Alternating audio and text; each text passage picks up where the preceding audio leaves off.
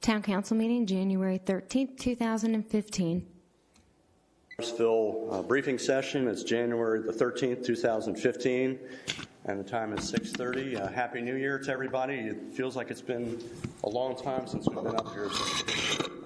Hope everyone enjoyed their time away, had some good time with their family and everything, and we have a fresh year ahead of us, a lot of important things to talk about, and tonight will help pave the way for that. So without any further ado, I'd like to have Councilmember T.J. Cawley give tonight's invocation. T.J.? Thank you. Howard Manning recently spoke at Gail Adcock's swearing in and graciously shared his thoughts with those present. Not yet, Diana. That's council comments next. I have liberally borrowed his words combined with a few of my own. I pray this day for my fellow residents, my colleagues on the council, and all elected officials. I pray for the President that he may conduct the affairs of national government with wisdom, bravery, and true justice. I pray for the members of Congress that they may truly represent the needs of the people and work in harmony for the advancement of all men, women, and children. I pray for the judges that rule the courts of our land that they may balance justice with mercy. Grant all of us the gifts of wisdom, justice, counsel, and fortitude that we may carry out the affairs of our shared office with wisdom, honesty, and selflessness. Grant to all of us the gift of respect for lawful authority, justly exercised, that we may live as a united people, showing love and compassion for each other. Give us and our county, state, and national elected officials the fortitude to reconcile the power of their positions with the needs of society. Let us strive to form bonds of unity and peace between us, so that we may truly become a more perfect union, one established by justice that ensures domestic tranquility, provides for the common defense of everyone, promotes the general welfare of all, and secures the blessings of liberty to ourselves and our posterity. Amen. Amen. Thank you. If you could please rise, and we'll do the Pledge of Allegiance. I pledge allegiance to the flag of the United States of America, to the republic for which it stands, one nation, under God, indivisible, with liberty and justice for all.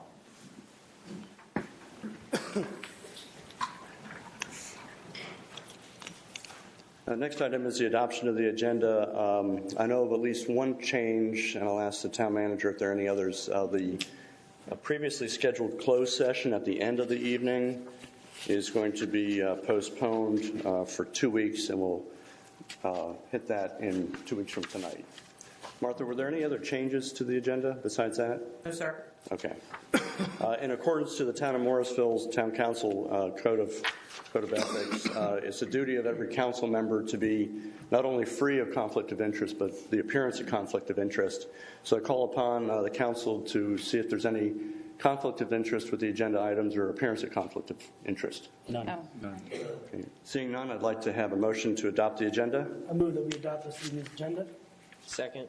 Motion and second. All those in favor say with the closed session being changed for With 2 the weeks. closed session being changed. All right.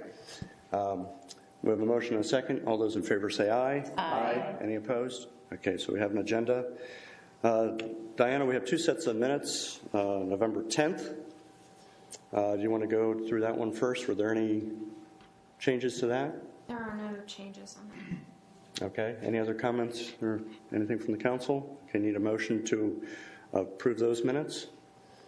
Move that we adopt the November 10th minutes. Second.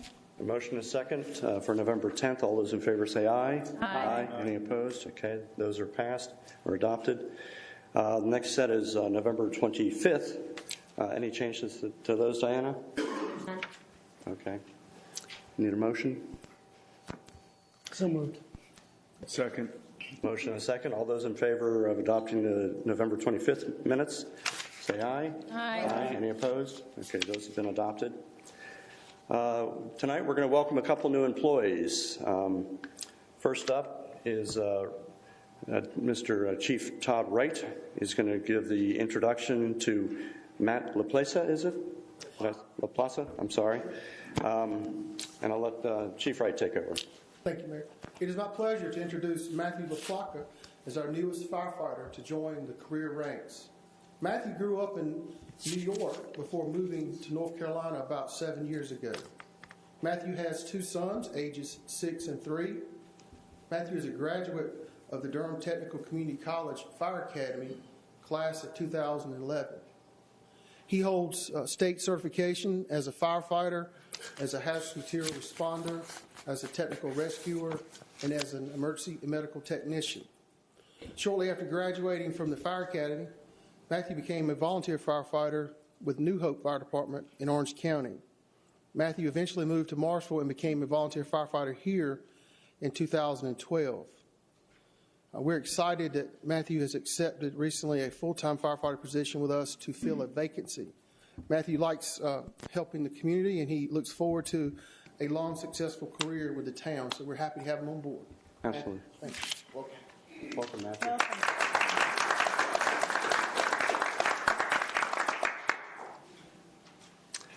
Next up, we have a new employee in the Parks and Recreation Department. Steve Dickinson will introduce Trey Altman. I'm Steve Dickinson. I'm Park Superintendent. I'd like to introduce Trey Altman. He is our turf and landscape specialist. He comes from NC State. He was the assistant director of turf and grounds for NC State. So he was responsible for all of the soccer fields, baseball fields, football fields for the NC State campus. So he has a lot of turf, landscape, and athletics experience, and we'll definitely put it to good use here. So, welcome.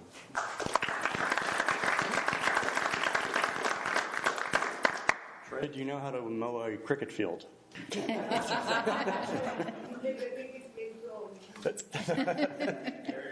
Very short. Okay. We're all going to get lots of experience with that. So, welcome, Trey. Next up, we're going to hear from Jerry Allen, who's going to give us a presentation about the Winterfest Parade and recap of how that's going. Or do you want to talk about Northwest Park first? I hadn't planned on talking about Northwest Park at all. Are we moving that parade to the park? No, we canceled that part. We canceled that part, okay.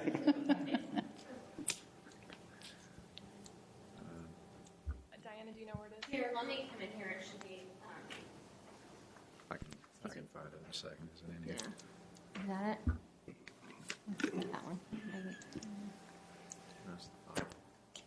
Yeah, but that's going to be a PDF, and you want it to work with PowerPoint, and that's why you need to open the other one right there. Gotcha. Sorry about All that. right. Slight technical difficulty. No problem.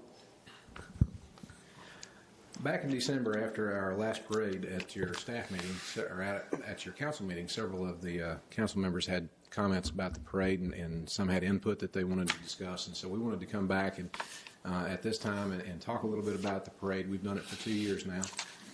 Before that, it had been done by a private entity for a couple of years. And so we wanted to give you an update on what the last 2 years had been like with the parade.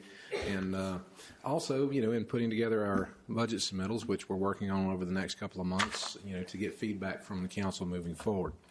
So here we have a summary of the 2013 and 2014 Winterfest Parade and Craft Fair. As far as the parade goes, as you can see, total participation in the parade in 13 was about 33 entries. 8 of those were town, fire trucks, police cars, floats with Santa on it, those kind of things. Total parade participants in 2014 were 35. Here again, 8 of those were town-sponsored entries. We had 33 and 35 those 2 years, did a similar amount of recruitment each year. As you can see, we sent out about 120 emails, postcards, or other things to organizations and school bands in about April, March, April, in the spring of the year. We then sent about 800 postcards to businesses in the Morrisville area, in the Western Wake County area, about 800 businesses received those in August. And then we made follow-up calls to all the organizations and bands in around September. And again, in October, actually, which isn't on here, we went back and touched base with several who may have not definitely committed one way or the other. And so there were several opportunities reaching out to businesses and organizations in the area. And as you can see, like I said, we had 33 in 2013 and 35 in 2014. Craft fair participation went up in 2014. We had about 23 in 2013 and 32 in 14. And you can see here that was after going out and trying to recruit over 150 craft vendors from this part of the state that we sent information to, some of the feedback that we received from them was that several were already committed to other events that were going on that same weekend, and some told us that for an indoor event in a small facility like ours, it just wasn't a large enough event where they felt like there would be enough traffic for them, or that the event, because it was only a few hours, was going to be shorter than what they typically did, and so they weren't interested. So as far as the amount of staff time that was put into the event each year, we had 2 Parks and Recreation staff who led the effort for a total of the time you can see there. And then the day of the event, the entire department, full-time staff came out to help with either lineups or set up at the craft fair or other things. In addition, 6 public works staff, 8 police and fire staff, and 10 of our part-time staff who helped, with different parts of the activity, for a total estimate of about 435 staff hours to put on the event. Those hours are not included in this next summary slide you'll see here. These are funds that were budgeted for just the event, whether that was paying entries or supplies or materials. This doesn't include staff time. This is just for supplies and materials for these events. Each year we had $15,000 budgeted. You can see there the expenditures went up in 14. As far as the revenues go, we had a slight decline in revenues in 14, and the recovery, based on our expenses and our revenues of 51% in 14 and 27% in 14. We looked back after the 2 years and said, trying to figure out a little bit of what else were we in conflict with? Because as I said earlier, we heard from some vendors there were other activities that they were in. We heard from several bands that they were either already committed to other parades or they couldn't do it that day. We also, found out from the bands that the first Saturday in December is also SAT day, and so a lot of the kids were taking SATs in the morning, so they couldn't commit to a morning event. And the ones that, from this area were already committed to the Apex Parade in the afternoon. So there were a lot of things that we found out. And as you can see here, some of the craft vendors were involved in some of these holiday fairs, Christmas holiday shops, and other things. And then there are just lots of parades in this area in the first 2 weeks of December. And so these are kind of the things that we were running into, that several of the nonprofit organizations and school organizations were committed to some of these other parades. We think that had a big influence on the number that we had based on the amount of contacts that we made. So, in looking back at the parade and the craft fair, we looked at are there options that we can look at? We'd like to see the event grow. Obviously, if we're going to continue to do it, we'd like to see it grow. And with all the feedback we were getting, we wanted to look at it and kind of consider what some of our options are. First thing would, obviously we have the option of not changing anything, continue to do the event on the first Saturday, and so as to not directly conflict with the Apex time, to do hours in the early part of the day. Another option would be to try to move it to, the first Sunday and do it in the afternoon. We could move the parade to Sunday and then drop the craft fair. Vendors for the craft fair tend to be, as I said, we receive more feedback from them. They tend to be harder to get. And because of the indoor facility, it's very limited in the number we can house. Or possibly suspend both events and consider moving those funds to either improving existing events that we do or possibly bringing in some new events. We have several ideas that staff's worked on for some new events that we think could be beneficial to the community. Or, last option being suspending both events and reducing the special event budget by the $15,000. One of the options I mentioned were enhancements to some of our current events, and as you can see here, we can either add some fireworks, possibly add a music performance at the fireworks. The Easter egg hunt grows every year. We're going to have to buy more eggs for that, maybe do some more activities at that event. Bring in some paid performers, artificial snow for the tree lighting event was another idea that came up, and so all of these are enhancements that we could do, or we could look at some new event ideas. Possibly do an outdoor event in the spring, something like an arts and crafts or family-type activities, maybe a live music day at one of the parks or possibly another few more outdoor movies each year. Those have been very successful and popular with the community. So I know that's a quick run through and a summary of the last 2 years of the event, but does anyone have any questions? Here, if I could just say from a overall standpoint, we're part of the budgeting process is where we look at these things. And so I don't necessarily want to make any decisions in a vacuum without looking at the totality of all the events and see what the budgets are and maybe have similar questions about all of them. I just want to kind of lay that out there. I don't think the goal tonight is to come up with a decision. It's to start us thinking about it. So fire away with any questions or concerns or comments you may have. Vicki? I have a few ideas that they're just ideas. They're not solutions kind of thing. But we have a new park, I hear, that is supposed to open up in 2015, although we've had a monsoon in the last year. And our parade currently ends at an elementary school. But what if our parade ended at Church Street Park? That would have a defined venue at the end, and depending on the date, depending on the weather, it would be a more organic kind of procession because it goes to another town location. So that's something you didn't present tonight that I just throw out there as an option. I would like to know sometime later how the staff time that is, how much staff time we use for East meets West, because that's a day event as well. It's a longer day event, so there might be more staff hours. But maybe some comparison of how staff time is for some of the other events compared to the Winterfest Parade. Moving of the dates. How about November? I mean, we start to see holiday stuff earlier and earlier, sometimes in July. But if we thought maybe a little bit in November, that might be an opportunity where there's less conflict with the other communities in the area.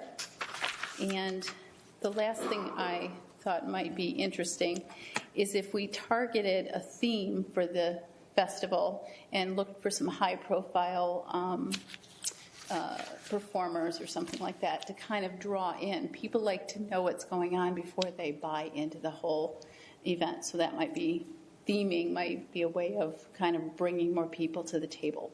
So just some ideas. All right, thank you. Liz? Yeah, I do.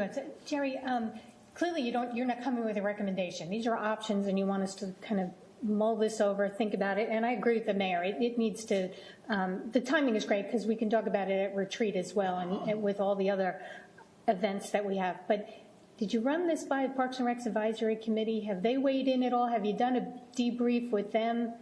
No, actually their December meeting was prior to the parade, and so we wanted to wait until after we had all of our cost information and everything finalized, so they'll be talking about this later this month. Okay, because I mean, that's the idea behind having an advisory committee is for them to weigh in on these kind of issues. So I'd like to hear their perspective and on the event and maybe get some advice from them as well. Okay. Would you? I would. I appreciate the data. I appreciate the way you're looking at it, and I'm in agreement too with some others that we could look at the other comparable to what else we do. Okay. And then as you do that, then like the Easter, is there conflicts there with other towns too as you do that? I mean, just long term as you're looking at it. DJ? Okay. Yeah, Chris? Any idea why this year we had both a higher cost and generated less revenue? Anything in particular that stands out? We had one additional float this year, so there was some additional cost there. The largest portion of the increased cost was related to the band. There's a donation that's made to the band for coming, and they actually made a special arrangement and came here to do our parade, and we're in another parade that afternoon. So we agreed that if they would do that, we would also supply lunch for the kids. So we had boxed lunches for the kids. So they went straight from here to Cedar Fork, had lunch, and then went to another parade. And so the biggest increase in cost was related to the band and the additional float. The revenue decline mainly came from the lack of, well, a few of our sponsors that did not renew this year, who for whatever reason just weren't interested in sponsoring the event again. That was the biggest decline there.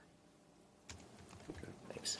Thank you. I know it's relatively new. I mean, it was revived a few years ago by Margaret Broadwell, who kind of did it on her own, I think, for 2 years. Mm-hmm. And then the town's now done it for 2 years and tweaking everything from the direction of the parade to, where the big event at the end is. So I think it's good to probably look at all these things and think about what makes the most sense. Personally, I would hate to lose the parade as an event, but I'm certainly open to making it better, making it more less weighing on the staff and your time, because I know having been involved in the Margaret Broadwell years on a lot of her meetings, I know it's a lot of time. It's a tremendous amount of time, and I don't think it's any different just because someone else is doing it. It's still a lot of time that you have to dedicate to it. So I think it's good that we're looking at how can we improve it or shift the resources. So I'm all for looking at this.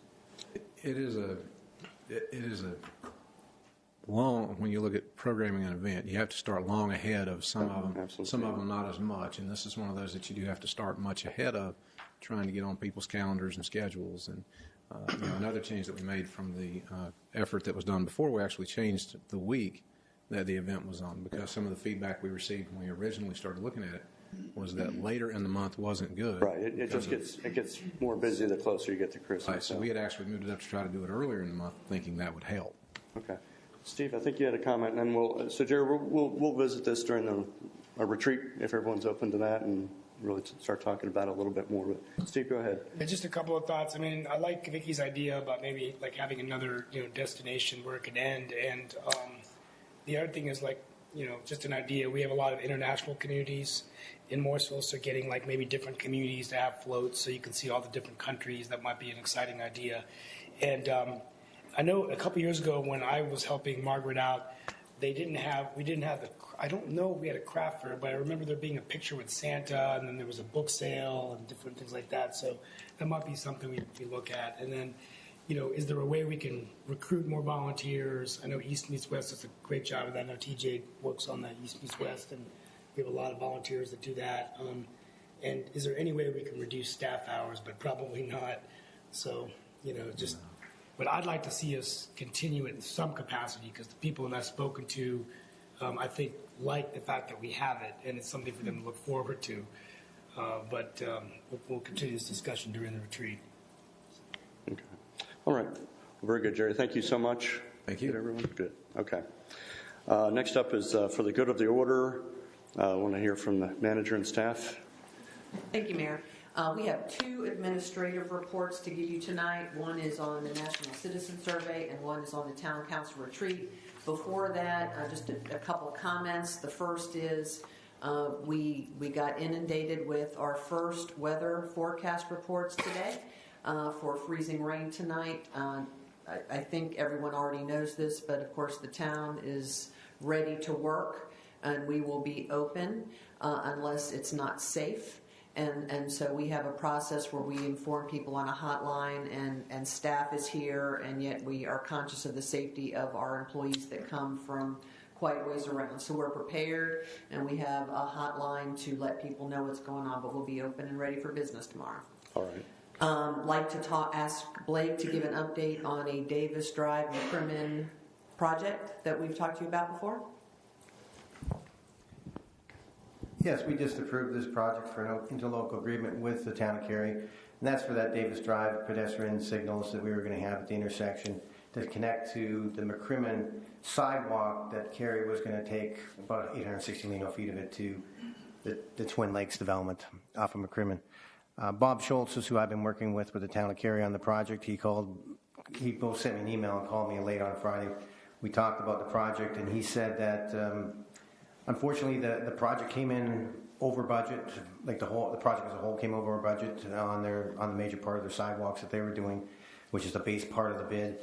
and that came in about $70,000 greater than what they estimated it was, and they're having trouble kind of balancing the budget. And he says that the sidewalk on McCrimmon was approved in December of 2011, but it was approved on the basis of it costing $78,000. And that sidewalk is now costing, with our improvements included, is costing upwards of $170,000. So that portion, which was outside of the base bid, was built as an alternate. It also grew exponentially and increased more than any other part of the project.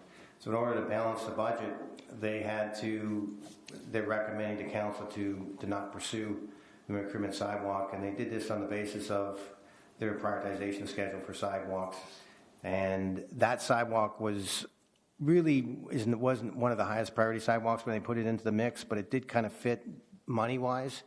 But when the cost of the sidewalk grew to be so much greater, it's no longer a priority at that price. It is ultimately a temporary sidewalk if there's a building there, because they don't typically build a sidewalk that doesn't have curb and gutter. And so the sidewalk they are building is one that will get ripped out when that property develops. That's not salvageable, so it is a temporary sidewalk. So all this kind of plays into their decision on it. So they've informed us that they're making a recommendation to their council, who is approving the bid package on Thursday this week, January 15th, but without the alternate number 2, which is the Morrisville project in it. I did express our concerns with that, saying that we did have an agreement. We've been telling the public for 2.5 years since we put this in the budget, and it's been delayed and delayed again, that we're going to have some improvements for pedestrian safety at that intersection. And so that was a concern to us, and we talked to them about, is there some way to salvage this project? Could we do something?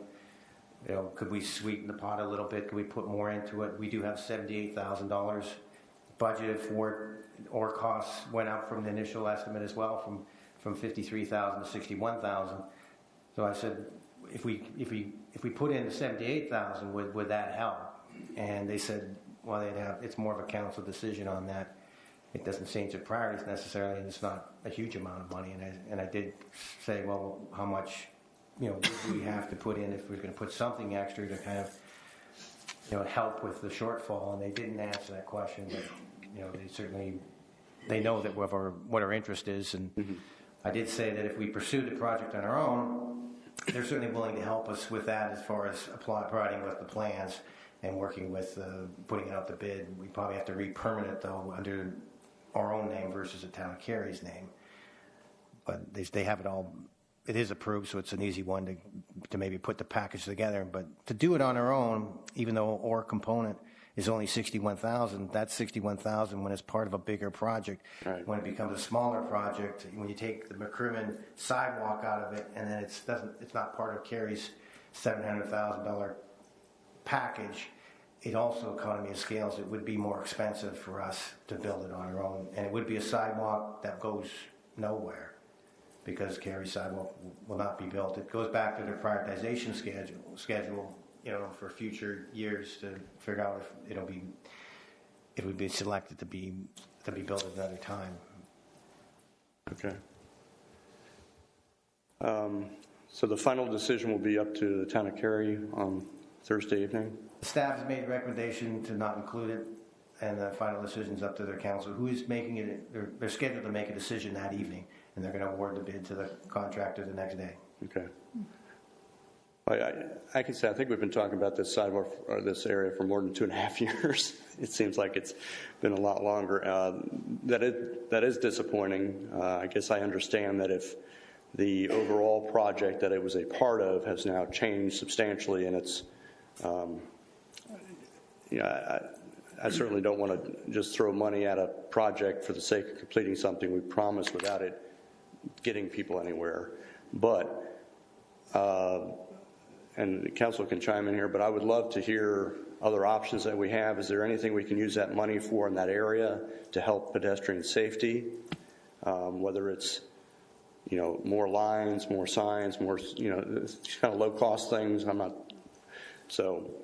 And I know I'm asking you that without expecting an answer tonight, but I'd certainly want to hear what our options are assuming Kerry doesn't move forward with it. So, any other thoughts or comments on that? I know.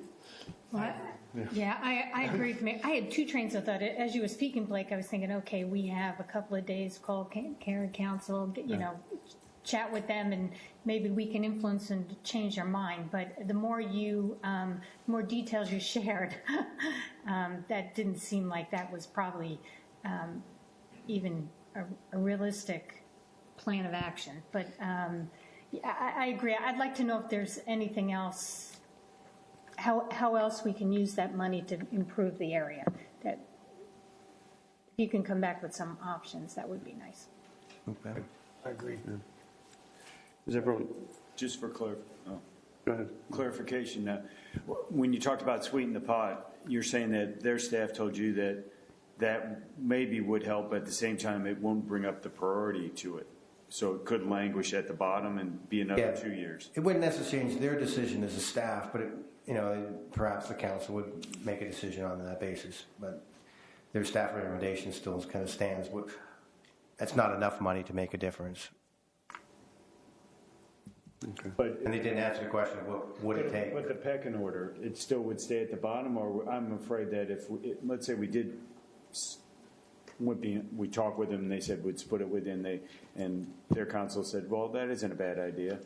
But you're saying, staff saying it would still stay at the bottom of the list? It wouldn't. It would just, if the council approves the project by deciding to do the alternate 2, which is our part of the project, it'll move forward. Because council moved it forward, but the staff has recommended to not proceed with it. So, okay, it would be done in the next fiscal year, according to their schedule? They would have to find some money for it. The council would find it, and it would be, yes, it would give them, the notice to proceed would be given, basically, they would start working on contracts on the 16th of January. Friday. DJ? If I recall, most of our part of this project was just pretty much crossing the street in a safe manner, which may still be a good benefit there for their residents to reach our shops and things. So I guess that's our main skin in the game. So I just want us to keep that in mind, that it still might be worth doing. Sure. And then they might put their part in later or not. But I look forward to hearing what they say, and then we'll have options after that, after we know what they do. Okay. Chris, did you have something? Chris? No? Nah. Okay. I wasn't done, but... Oh, I'm sorry.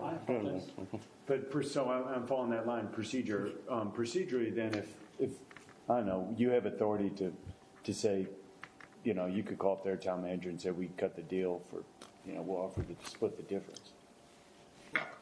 I want to make sure I'm clear as well. What Kerry is not recommending is the sidewalk. The sidewalk's a significant cost. It's not our $78,000. That's the cost for the additional pedestrian crossings. So when we talk about additional cost, it could be significant cost, even half of that sidewalk project. Is that accurate? The sidewalk cost is $110,000 that they're short. Oh, I thought you said it was 70 short. No. No, the whole project on the base bid was short by $70,000, so they had to bridge that. So, right, and that's the figure I was working off. So I'm just, horse trading. If somebody, I know people on the Kerry Council, I don't mind making a phone call and saying, hey, this might happen or might not happen. But if they decide at their meeting I'm looking at the reaction time, just as council, but that's fine. But I think ultimately the town manager it wouldn't take us coming back into session to do something. Am I correct, Frank? Correct. That's all. I'm just saying I think it's a long shot, but that's fine. I'm looking at options too, because this part of town, It's growing. well, you have no connection to get to Morrisville. The whole Breckenridge neighborhood, you can't cross the street. That's the only way to cross the street if we want to go to Church Street Park, if we want to go Town Hall Drive. So I would just tell my council members that if we're going to save the money, I would say there are other things in the area we can do. We can do greenway connections to RTP, which has been brought up before. But let's take it one step at a time. Let's see what they say. It sounds like it's not a question of whether or not this project is going to. Maybe they'll approve the whole thing, including our piece of it. Maybe they'll just and it sounds like what the way they're headed is that they would do some of it, but not include enough that it would I understand. impact It's up to us. their council. That's fine. I understand it.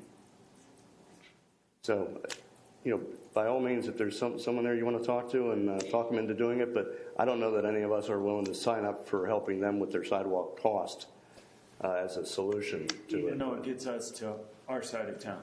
Well, that was the original thing why I was such a big thing, but that's fine. I don't think we're ready to. We have a neighborhood that's disconnected. Yeah. Okay. Mayor, I don't mind calling Ben Shiver tomorrow to at least let him know what council's response was, just so that they are aware of that as they meet on Thursday. Okay. I mean, but we added a sidewalk from Walmart to no neighborhood, and that was over $110,000.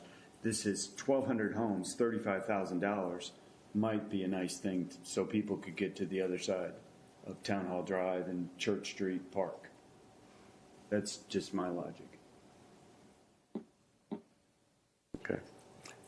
When you talk to them, could you also ask about the improvements on the other side of the road where the new townhomes are going in, if there's going to be any sidewalks built on that side up to Davis?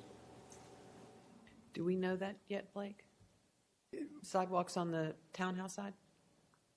I don't know. Okay, so maybe if you could let us know about that, because that, I would think that would be a higher priority for them, considering there's so many houses going in right there. Because that corner is in Morrisville, but it's not developable, so I'm not sure they will go outside of their jurisdiction to build it. That development's Cary, so it would probably go somewhat of the way there. The corner piece just west of the townhome community is in Morrisville. Right, okay. It's vacant. Okay. And there is some sidewalk there already, but there is a gap with that other side. Okay, all right. Well, maybe that's something we need to look at then, and this money can go towards that or something. But okay, Martha, appreciate an update when you get it. Okay. Any other staff updates? Yes, I have one more. Diana's received a request about some election stuff that she's going to just touch base with you on real briefly. Okay. Regularly, annually, we get a request to consider either changing our filing fee and or early voting. The deadline's coming up pretty quickly. I think we could get information over to them fairly quickly. I did look at previous similar requests that we've considered, and it has not been a good option because of the cost. In 2013, to run an early election site, I think ranged in the area of about $9,300. I'm sure that cost has gone up in the last 2 years. I know we didn't have anything budgeted for that. Additionally, the location is somewhat of an issue, and I can provide the details of that, but it has to do with access and availability of ongoing access, so it's parking as well as access for the use of voting for the site. So, for example, they would have to keep it open for the whole 2-week period, and they would have to keep it open overnight, or you would have to pay setup fees every day, which that take about 4 or 5 hours and include another additional cost. So it has not been something that has been feasible in previous years, but I did want to run it by you and see if there was an interest. And then our filing fee, our candidate filing fee, I think is $50 for the mayor and then $15 for any council seats. So I'm just kind of checking to see if there's an interest to change or do further review on any of that, get estimates. But we are working on a short time frame. When do you need an answer by? Before the next meeting? Next week would be preferable. If you could email, if you even want me to look into it. Okay. The other thing I would note is that for at least the last 10 years, we do have a nearby location that residents are very familiar with as an early voting site that will be there again this year. Herbert Young? Yes. In Cary? Okay. Have we ever had an early voting site in Morrisville? The only time we had it was during a presidential election, and that we did not pay for that. Right. That was 2008. Yep. Yes, it was. That's right. and it was Cedar Fork. But that was not our expense, that was not our local election. So, yeah, it always, we have discussed it in the past, and it was always, it was too expensive in the past. Right. The other part is the location. Cedar Fork Elementary was not a good option because school is in session, as well as the community center, so there's not really any parking. And they've also spoken with, I believe, the Hindu temple, but then they have a lot of night events, and so it's not really a good option in terms of keeping things open for 2 weeks straight. So, I can look into other things if you want. And this is for the 2016 election cycle? 15. This year. This fall. This year. Let's still have to consider it. Maybe just give us some time to think about it. We had a huge turnout in 2013 for, to have a polling site, we might have similar turnout. Just depends. And this is for early voting. There is an option fairly close by in Cary, so this would be in addition to that, more than likely. So, I tell you what, if you have thoughts on it, why don't you let Diana know? As far as the fees, is there anyone that is 15 within the ballpark of everyone else? Yeah. Okay, for filing. Okay. I can say for the voting site that I haven't had any requests for a local site in Morrisville by anybody that has come in to vote. They have no issue. I haven't had any previous issues with it. The early voting site in Cary, though, that would lead up to their October elections, not necessarily our November ones? No, it coincides with the municipal elections. And I think they're doing it for consistency. We've had the same early election voting sites for several years, and I think people are used to having those voting sites in different quadrants of Wake County, and so it hasn't changed. It just hasn't changed, at least for the past 10 years. Okay. But I think what you're talking about is they have runoff. Right. So unless they have a runoff, nobody votes in November. They all vote in October. Cary for their municipal. And it doesn't affect the early voting site. Okay. But I don't know, do we vote early? You have an option. During early voting, you can go to any early voting site and vote. So downtown at the Wake County Board of Elections is an early voting site. You can go down there and vote no matter what municipality. But we couldn't go to Cary to do it. Yes, you can. You can go to Cary, you can go to Garner, you can go wherever there's an early voting site. Yeah. It is, early voting sites are open to all municipalities. They have ballots for all the municipalities there. Okay. During the election. For a whole month between their voting and our voting? I beg your pardon, I didn't hear Because that. we vote in November. That's correct. Okay. And so do all the other municipalities except for Cary and Raleigh. They're the only two, and the school board, that votes in October. All right, so if you have any comments or concerns, email Diana, but I think unless you let us know if there's any. One question, I'm sorry.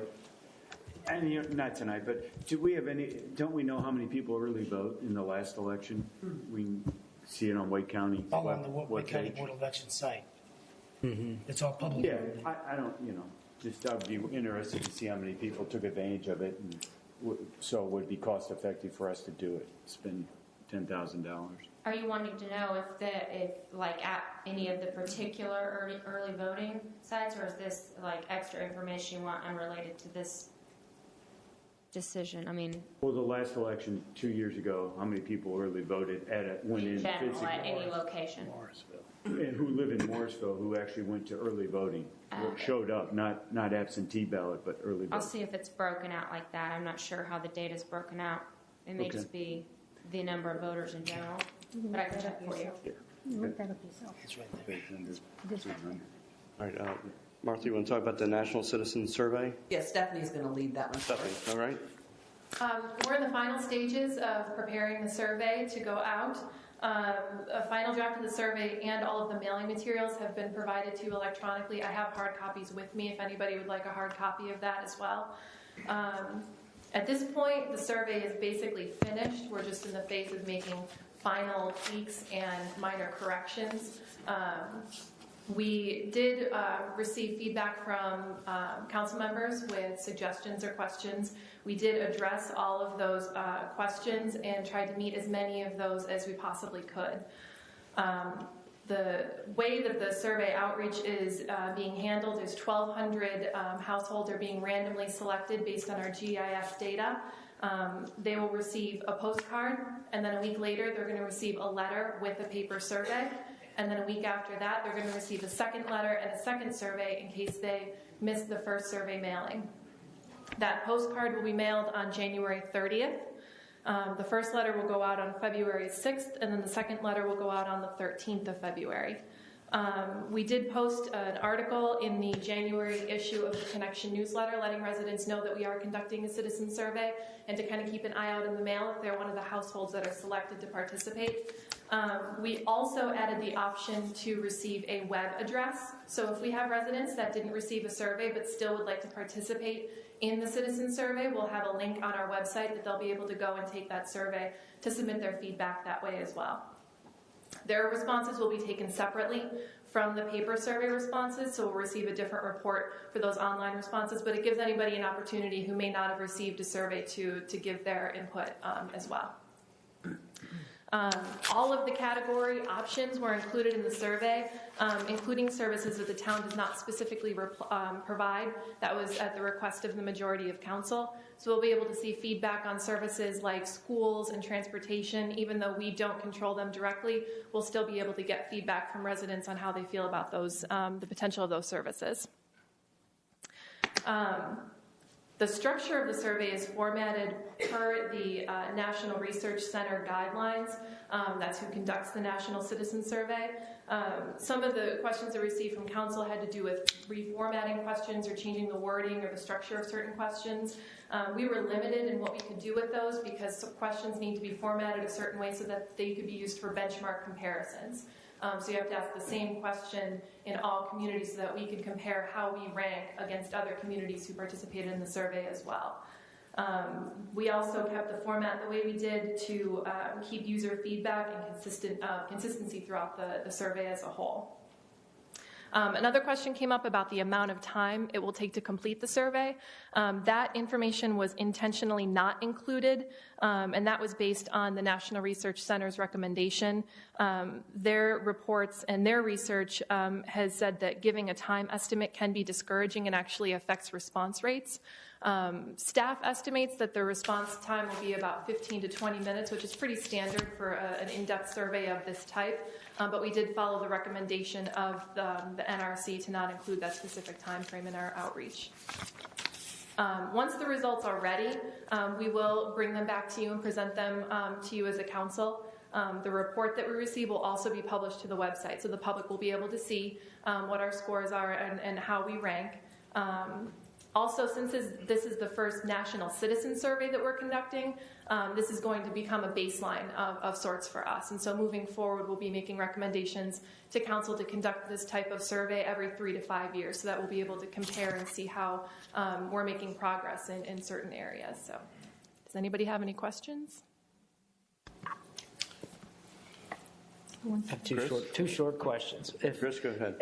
If someone who's completing the survey after about the 10th minute or so quits, will we still be able to get the data from what they've completed? Mm-hmm. Yeah, the paper surveys, if they answer 5 questions and say, I'm tired of this, and they mail it back to us, those responses will be recorded. So they're all paper surveys? Yes. I see. Okay. Well, there's an online. You said there's an online option. Yeah. The scientific significance aspect of the survey requires that they're mailed in paper and randomly selected based on household. So that portion of the survey is paper, but there is the online option as well for people who aren't selected as one of the households to receive a paper survey. Who are or are not? Who are not. Who are not. I might add, I think that if you are mailed a survey, you are part of the randomly selected sample, but there is a code on that survey that you could opt to go online, put in that code, and you'll get captured that way. Separately, anybody can go in and complete the survey and we'll get that data. They'll just keep the two sets of data together so that you maintain the scientific random nature of the mailed survey. Gotcha. Okay, that was my question. I'm sorry, now I'm going to interrupt, because that was my question. That anybody then can actually go online to Yes. that. Okay. And then, so if I get a survey, should I fill it out or not? You're a resident. You're a resident. Okay. All right. That's it. Any other questions? I have a Vicki? quick question for Stephanie. Have you benchmarked how long it takes to complete the paper survey, just so that we can set expectations appropriately? Because it's 5 pages, and it's really good information. And we added stuff as a council because we wanted even more good data, because it's a baseline survey.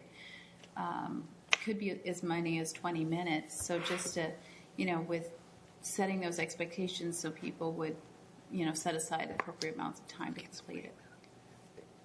I think the answer is yes. We sort of tested it internally, but the NCS has told us 15, 20 minutes with all of the information that was already originally included was a pretty typical standard. Okay, great. Perfect. TJ? When would we expect to maybe do this again?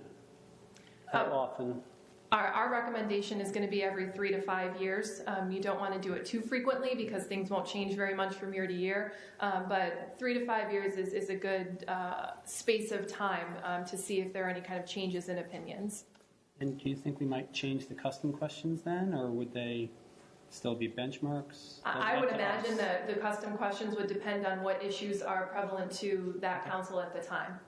Okay. The custom questions actually don't get benchmarked because they're specific to our community. Unless we choose to make them benchmarks for us. Okay.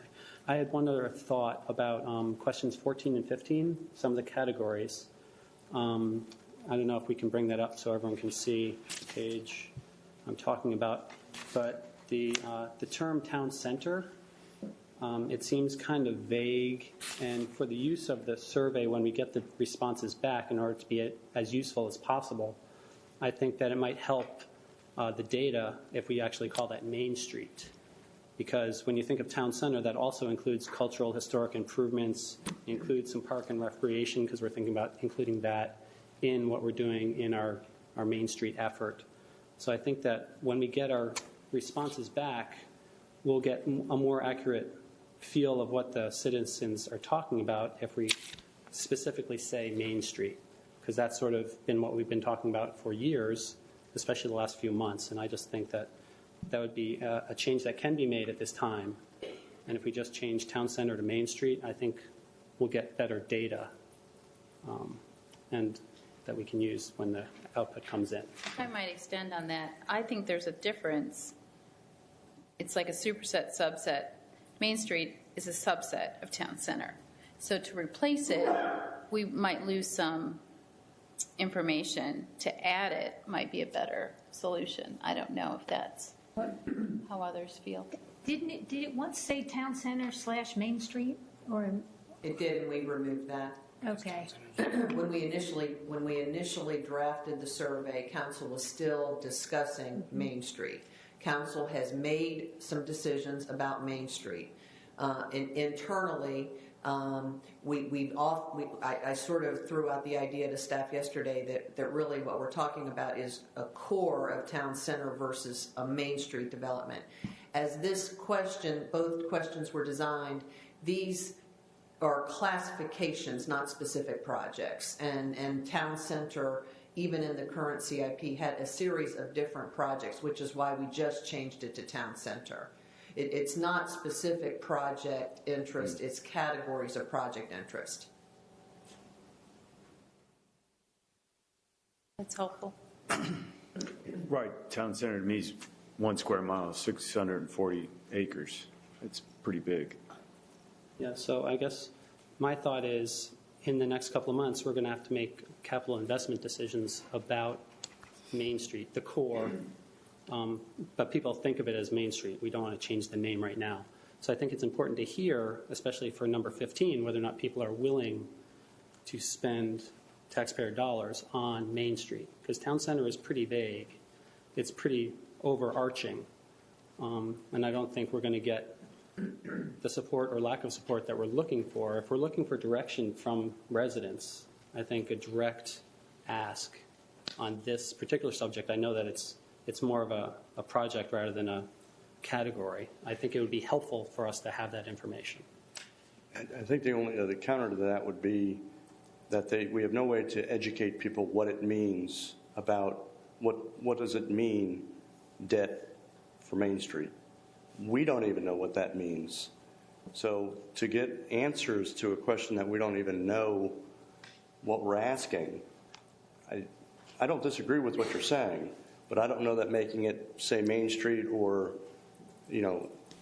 would necessarily help without knowing what does that mean. What does debt on Main Street mean? Is that willing to increase your tax rate By or what? issue a bond in order to have a Main Street or a core? By what? For We what? don't know. I mean, well, we're not asking them for what or how much on any of these other categories. Yeah, but I think I don't know that it would be proper to take an answer to that question and then make a decision because of something that people didn't even know what they were answering.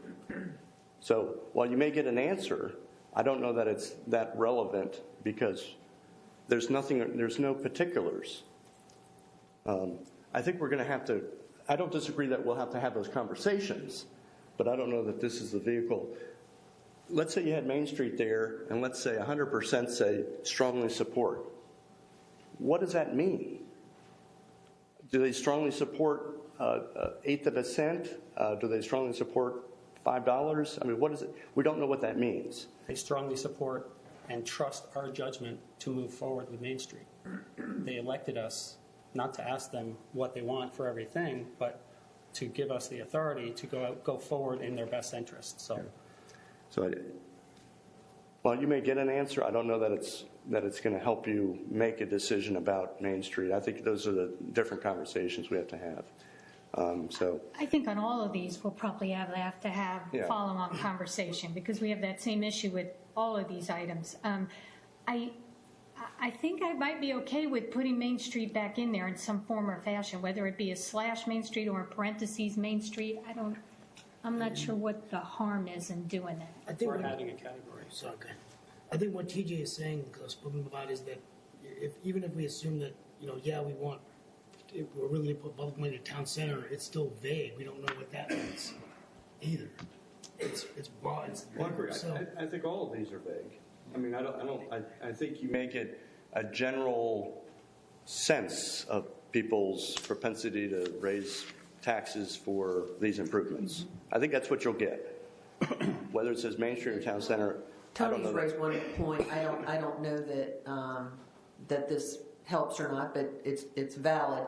For all of the others, we used the word improvements and left it off Town Center, so we probably do need to add that word. That would capture all of the various things that we've talked about with Town Center, which is Main Street plus those other projects that have been listed on the CIP. If I could add just one thing. Town Center is searchable on the town website, so if people wanted an explanation of what Town Center is, they could find it. Making sure they understand what they're signing up for is important. Main Street's out there too, but the Town Center is a plan. So I'm a little bit worried that we might confuse, it's the language thing to make sure it's clear. Maybe you want to say Town Center implementation, which covers executing the Town Center plan.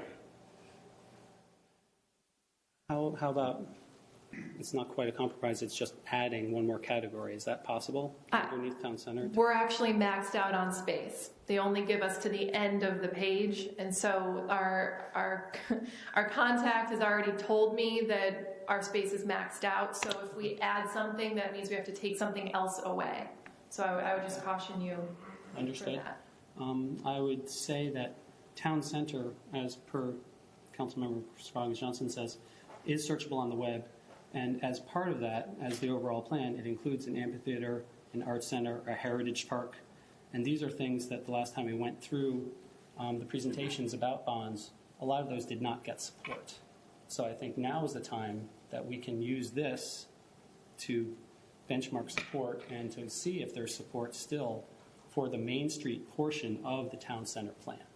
I think this is a way for us to use this survey to actually add value and to give us information. And I agree with Mark that we don't know exactly what that is yet. We know where it is now, but we still don't know what it is. But I think it's important to know from question 15 whether or not the residents in general support expending funds and resources for it. And I think that's a valuable piece of information. It's not carte blanche. If they tell us no, then that's important to know as well. Well, I would also say that there is, as was mentioned earlier, town center is a bigger picture thing, and that's still in the mix for implementation outside of Main Street. There's still pieces to that are outside Main Street. So I think if we just had, and I don't care if we had Main Street or whatever we want to call it, town square to this question, but to exclude the town center concept, I think is it's cutting out a huge piece of what our plans are. We talk about Heritage Park and Railroad Museum and whatever else. We don't want to exclude that either by just concentrating on the town square, Main Street. So, Michael? I'm just in favor of leaving it the way staff debated it. There's 9 districts inside the town center, so there's a lot else going on too. There isn't just one little piece. And we might be able to get the Main Street, information another way. I do think it would be good to add the word improvements. Okay. Improvements are fine.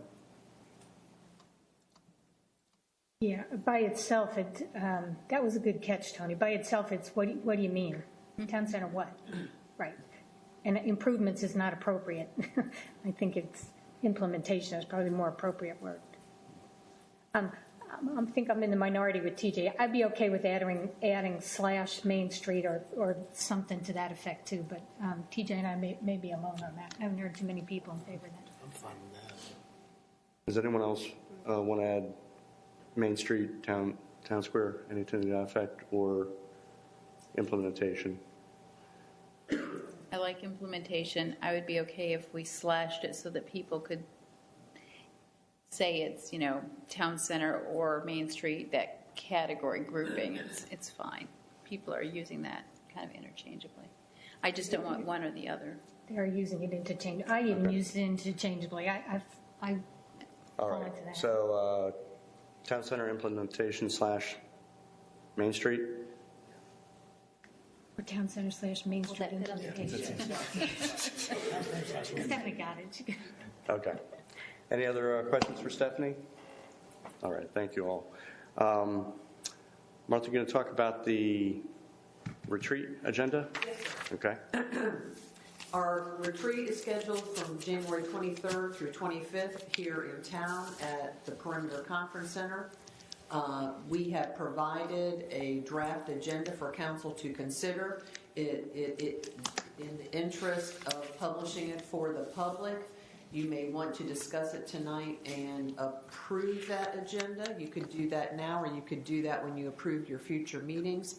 The agenda is if I could just sort of talk a little bit about the agenda itself. The meeting would start Friday afternoon mid. It would be an opportunity for the departments to come and speak to council about accomplishments and challenges and goals and initiatives in the upcoming year that we'll be working on as we prepare budget submittals for you.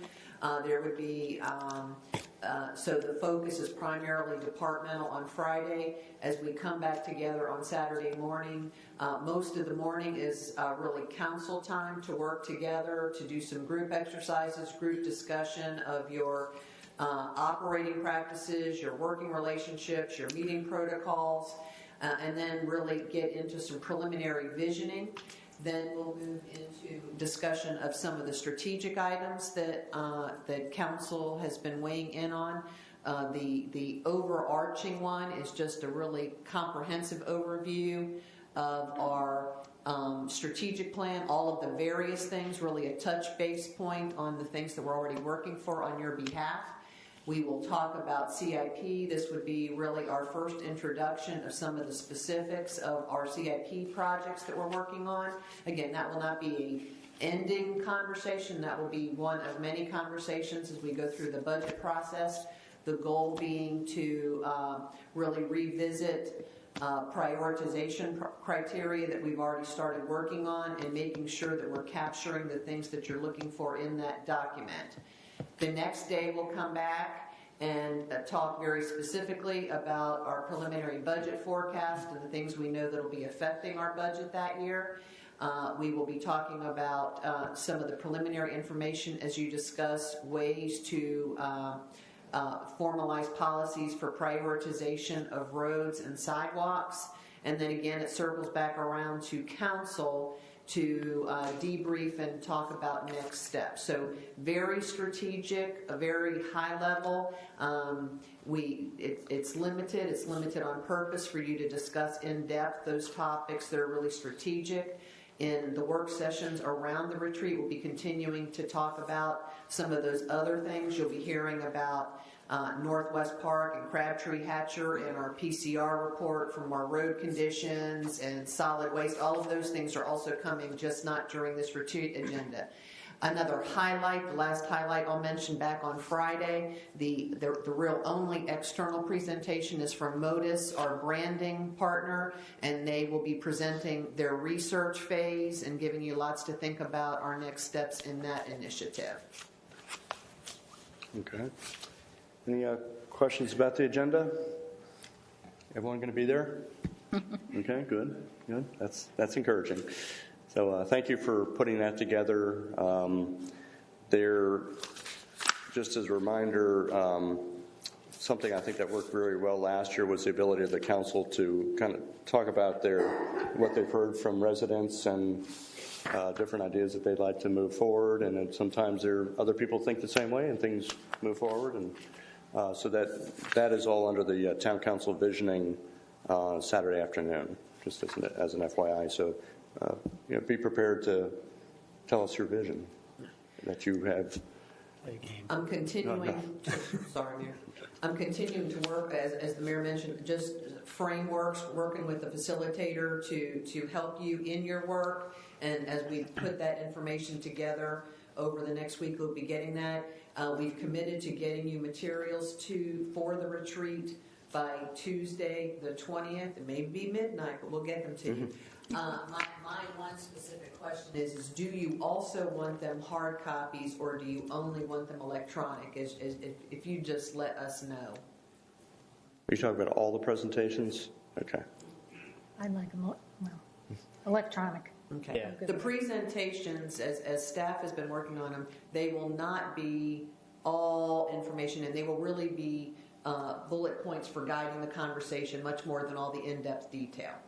Martha, why don't you provide it electronically, and unless somebody asks for a hard copy, then provide them a hard copy. Thank you. Okay. Do you want us to vote on this now then? I like the idea of voting on the agenda, and yeah, I'd like to make sure that it all, especially the location, gets out on the website, because I've been asked about that. Yeah, the sooner, and that's sort of my recommendation, the sooner council approves it, the more it's official out there for people to see if they're interested in attending parts of the retreat. I just want to mention that the location is currently on the website, on the calendar. It is on there. Okay, good. Thank you. So I have a question. I think last January we had discussed ways of working, and we didn't seem to completely finish that conversation about council ways of working. Where would that fit into this current proposal? And on Saturday morning, town council policy, protocols, and working relationships. Okay, so that's okay. And Just also the risk compass exercise will probably touch on some of that too. Okay, great. Thank you. You're welcome. Right. On our visioning piece, I know last year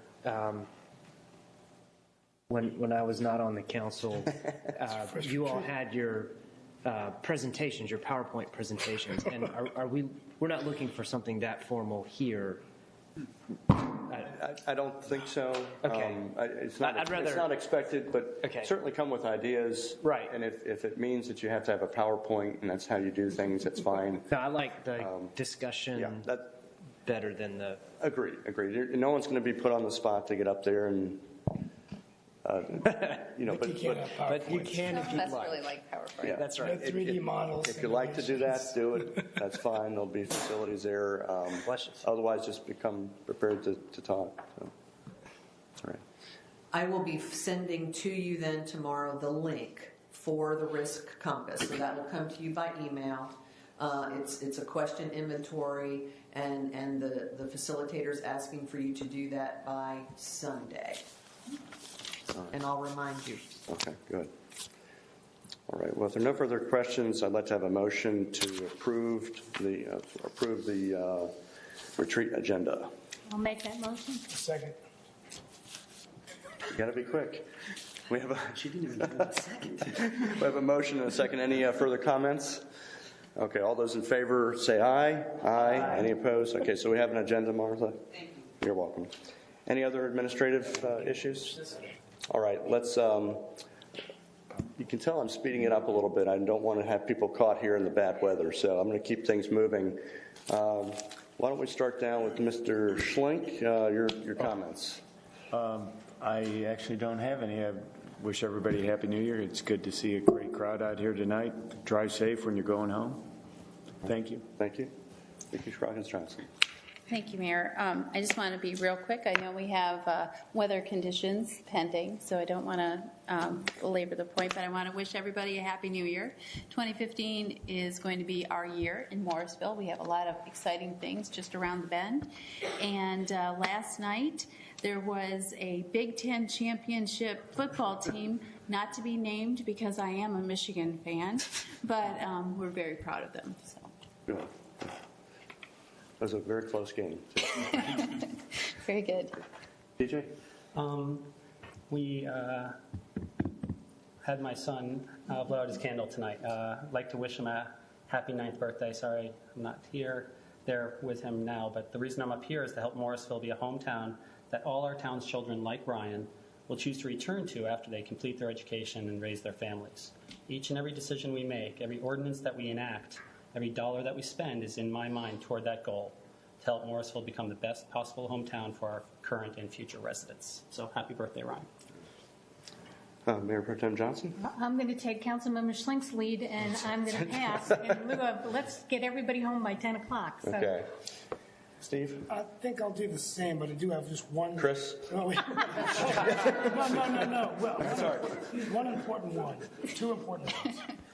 In the newsletter, we mentioned the McQuibbin-Davis Drive sidewalks. And so as we go down this road, it may not happen. Are we going to do another announcement, or is it just... Let's wait to see what happens. I mean, I think it's... I think we just have to wait to see what comes from these conversations. And then I'm getting a lot of questions about... To answer your question, yes, we will update when we know something. And I'm getting a lot of questions about Church Street Park, but don't worry about today. Just, if we find out, you just shoot us a note on when we're expecting that to open up. And I'll put my other comments for the next meeting. So thank you. All right. Chris? I have no comments. No comments? Okay. Just want to wish everyone a Happy New Year's, and looking forward to working with everyone again in 2015. A lot of major challenges with the legislature, all their things they're going to do, and we got a lot of work cut out for us. So I appreciate everyone's support, and looking forward to the retreat in a couple weeks. Now we're adjourned. We're not adjourned now. Anyone for public address? Stephanie? Doug Letson? Come up here.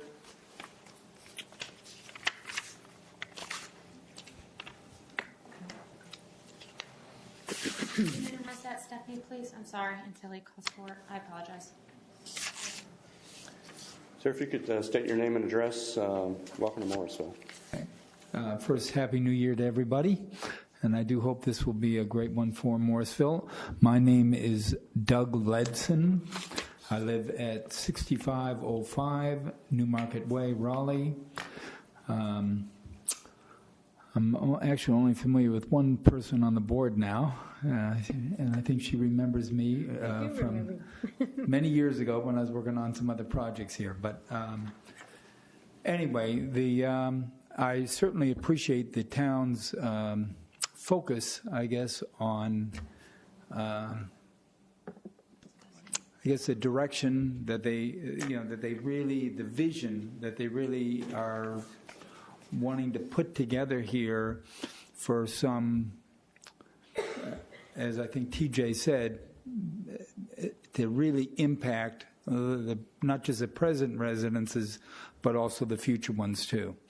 And I think that's really great that there is that sensitivity and interest in that. And that's one of the things I'm going to bring up here. Actually, that is the thing. One issue is want to bring up on that vision that right now is missing, and that is on affordable senior housing. In fact, Mr. Hitchings has... He just stepped out. All right. Well, anyway, I sent him the information from North Carolina Housing that shows where the needs are in Wake County. Morrisville has probably the greatest need of anybody. Here we go. He can reinforce that with the report that I emailed him on the percentage of need for housing, what we presently have, what there is a need for, and what the goals are. One of the reasons for that lack of housing is the limitations we have on the space here in Morrisville. Because it is a more affordable type product, cost factors are a big issue. There's a couple of properties I've seen around here that I think would be ideal, that would fit, but they don't have the proper zoning. In other towns that I've worked with where they saw a need that was lacking, they put a tremendous amount of effort on addressing it as quickly as possible. In fact, one of the towns ended up changing all their ordinances. And just to give you an idea, we had a project we started on in January. All the ordinances were changed. A lot of it was following Raleigh's format, but not only was it were those changed, but we actually had a whole development approved by May. Mr. Leslie, I appreciate you being here. If there's information that you've given to Ben Hitchings, he can forward that to us. That's fine. All I was going to do is just show you the photo. I didn't realize that there's only a few minutes there. This is a project that was done in Holly Springs. We have a couple of photos. Okay. And this is something that, for the town standpoint, we get a very high-end product that is affordable. There's a number of residences that are here that their parents, you'll find, have more limitations on their income and really cannot afford that. But that was it. Thank you for coming to Morrisville. Thank you so much. We'll have Mr. Hitchings forward us that information. Thank you, sir. Were there any other speakers signed up? Mr. Paul?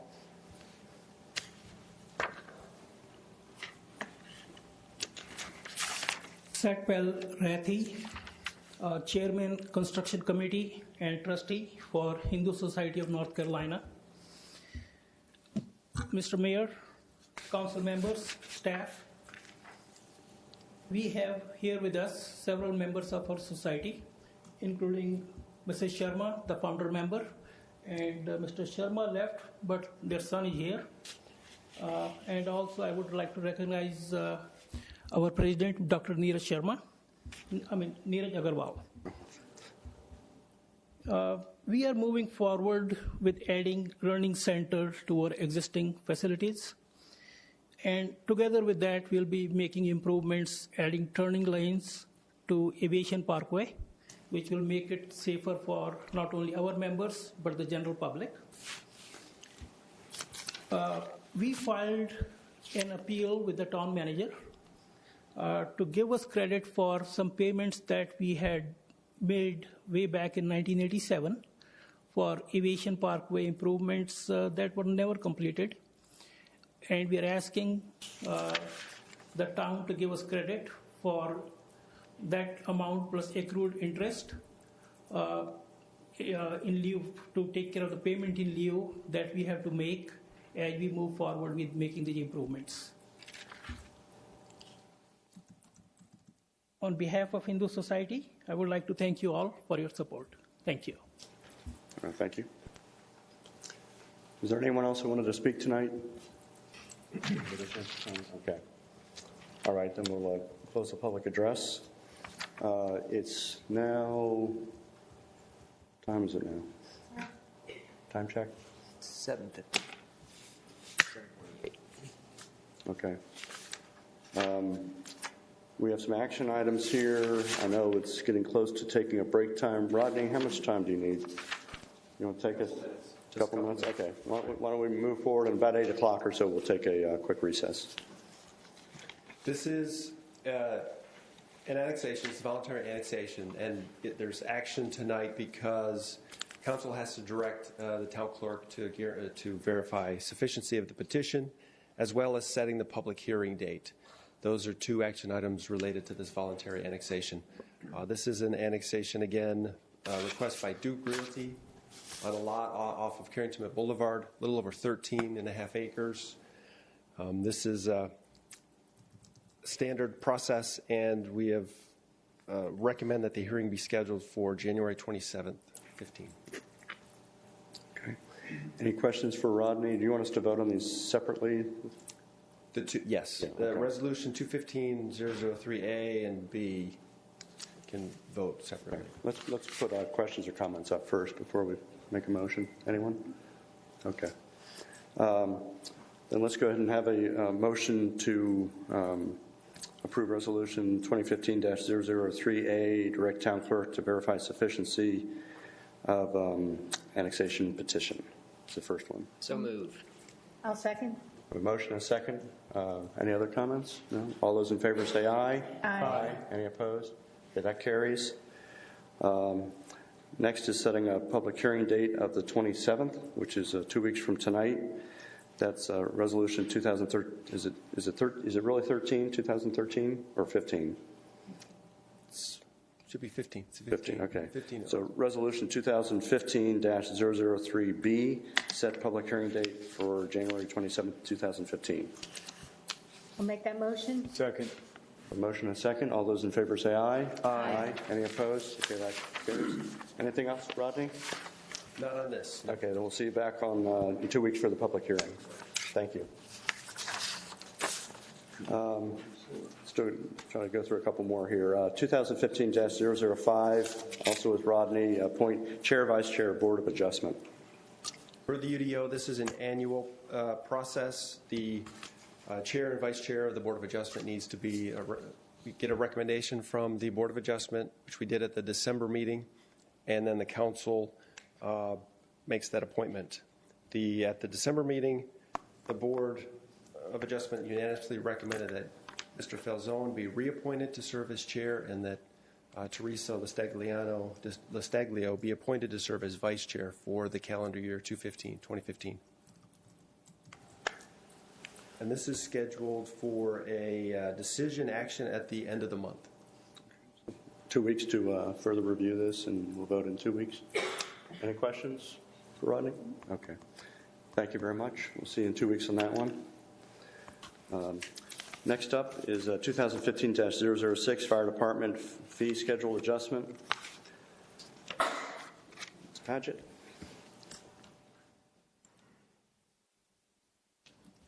Thank you for your time. Basically, what the fire department is looking to do this August, the week of 17th through the 21st, we would like to host the first youth firefighter summer camp. This would be for kids ages 12 to 15. They would do a 9 to 4 program each day during that week, in which they would learn about the fire service along with fire prevention and safety activities as well. For this camp for this year, we would like to modify the fee schedule to include a $25 fee for the camp for residents and $38 for non-residents. And this would cover the cost of the camp t-shirt that will be provided to each student, a complimentary bike safety helmet, and then their student manual for participation. Any questions? I think this is fantastic. Yeah, I think it's great. I wish I had something like this. Excited. I mean, can I sign up? We all want to sign up. Can I sign up?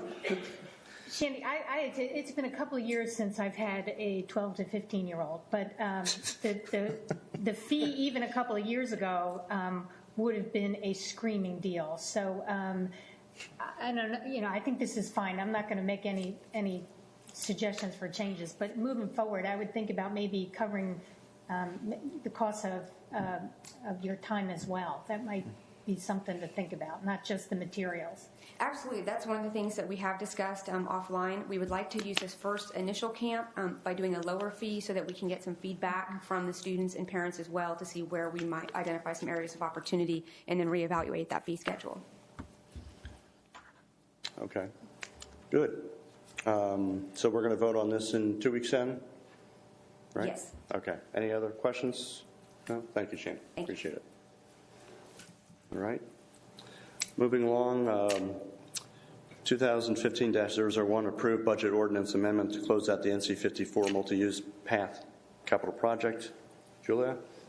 Good evening. It's my pleasure to present to you the final closeout of the NC 54 multi-use path. I think Ed would agree with me. We bonded a lot over this project, but it is complete. The town will be booking the asset for the multi-use path of 1,830 square feet. The repayment to the Parkland payment in lieu of fees will be $198,509. The total project cost was $268,879. Okay. Great. Any questions for Julia? No? Thank you. All right. We're going to have a storm event every meeting. This moves along much quicker. It's not going to rain now. That's right. All right. I think we'll hear one more, and then we'll take a quick break before the next issue. 2015-007, approved Getz Creek Phase 3 street acceptance. Title says it all. Phase 3 is requesting that we take over the roads. Punch list is complete. Only difference from this that's a little non-standard is that home construction is active, so we are going to extend the warranty period a little bit longer. Okay. Will we have some of these items on a consent agenda in 2 weeks? Sounds like we could. Probably all of them. All of them? Okay. Okay. All right. It's now a little bit before 8. Do you guys want to take a quick break, and then we'll come back and talk about the Hindu Society payment in lieu fee? So 5-minute break. Try to get back here, and then we'll try to close out the evening. My question is, we got to mention to everybody that selective description, reconciliation, prayer, remarks at the end. Okay, breakfast. The time is now 8:09. We're still going through item 10, which are new items. The last one we have to look at tonight is item 2015-008, HSNC payment in lieu waiver request, and Town Manager Wheelock will talk about that. Okay, this is a complicated one.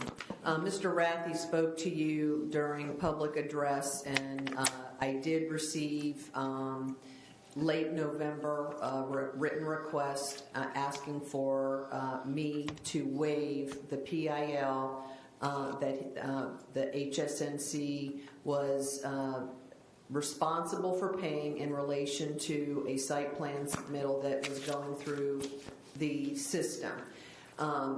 Rather than sort of read you what's in the brief, I guess I put a lot of effort in just trying to make a complicated chain of events as streamlined as possible to try to explain to you what the issues are. The specific request Mr. Rathie made to me was to waive the PIL fee, and I have no authority to do that. The UDO vests with council decisions about the PIL fee.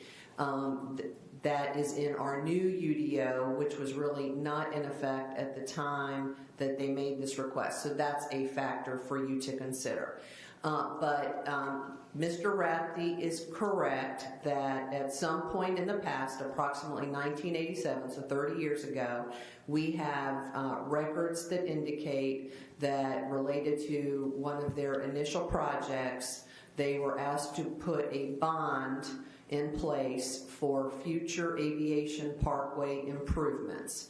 That bond was to escalate over a period of 5 years at 5% to cover increased cost of those improvements, and at the end of the 5 years, the town would make a decision about what to do about that bond. There is no information about that bond in any of our records, and I'll acknowledge our records are poor. I worked with staff as much as possible, and I think we've all been trying to capture as much information as was available.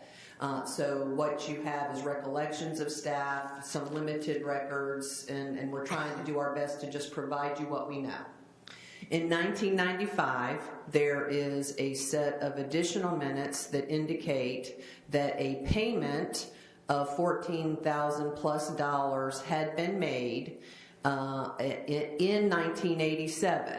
So it appears that rather than put the bond in place, they made a payment in lieu for those improvements. There is reference to accrued interest being granted on that payment for the time that we've had it until those improvements are made. The amount of interest, the rate is not referenced at all. It just references accrued interest. And so there is nothing in place until recent submittals that really started 2012, 2013. And there's been a series of projects on the property. Depending on what your specific questions are, we may have to ask both Ben or Rich or Tim for some specifics about those projects. But improvements had not been made. There are challenges with Aviation Parkway, which is likely why the improvements have not been made. So with this recent site plan submittal, and Rich would be able to answer that, there has been a lengthy and significant amount of work back and forth between the town and the engineer to determine the cost of those improvements. The transportation plan has been put into effect since that original payment was made, so the amount of improvements that are necessary are substantially more than what was originally called for in this property. And then there's this issue of whether a PIL is appropriate or not. The improvements that they're making are turn lanes, there's curb and gutter, they are putting a pipe across to help drainage, and they're donating some right-of-way. They have agreed to do that. Their estimate is that will cost them $300,000, and that is really the minimum they can do in order to keep the road safe.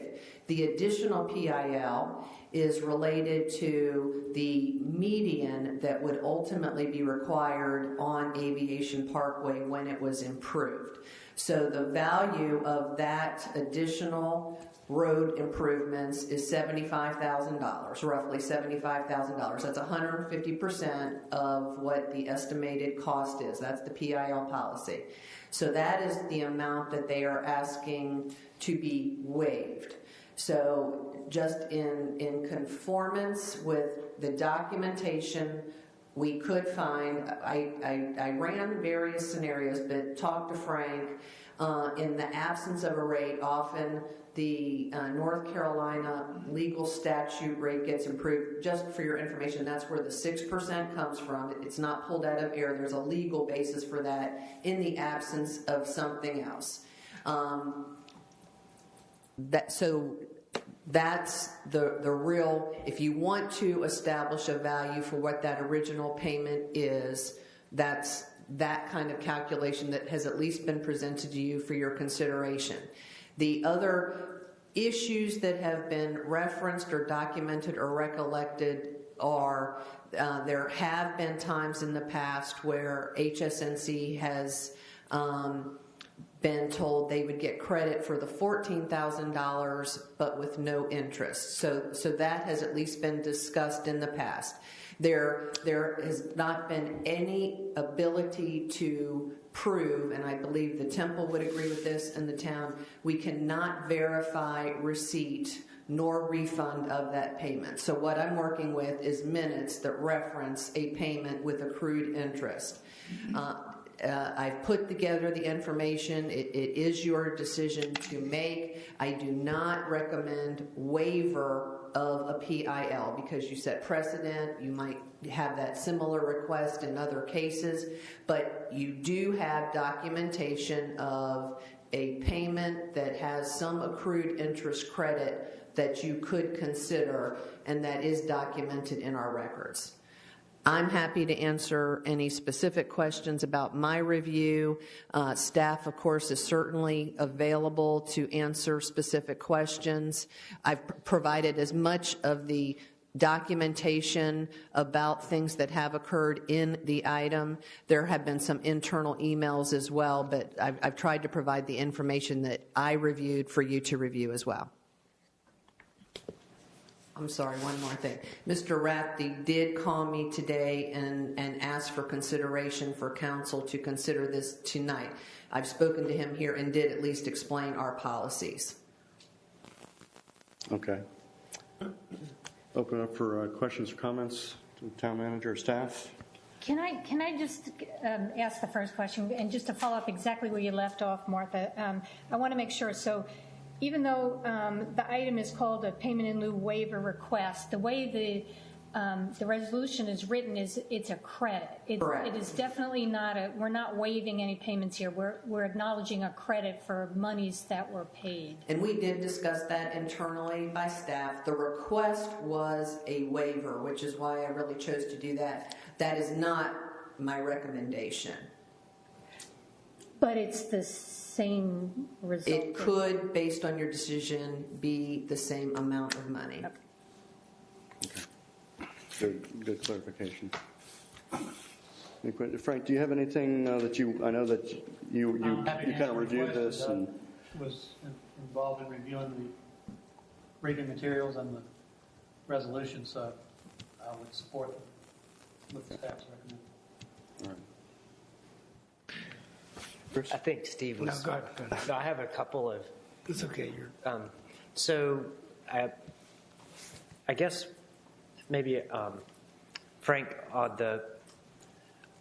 thought the legal rate was actually 8% and not 6%. I don't know, right? But so that would potentially. That's. I really don't recommend a refund. I don't.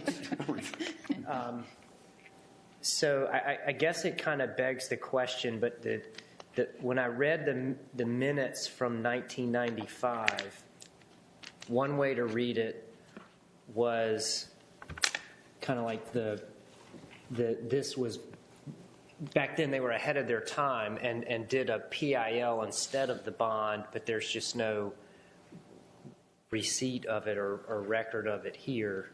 But I couldn't tell. The other way to read the minutes was that that credit was already given for that payment, and that this is something more in addition to that. But if it's unclear, I think it's only fair to give the benefit to the owner, the developer in that situation. I think the burden is on us to keep better records from back then. Sorry, I have a couple of notes here. If you'll bear with me just 1 second. Yeah, answered that.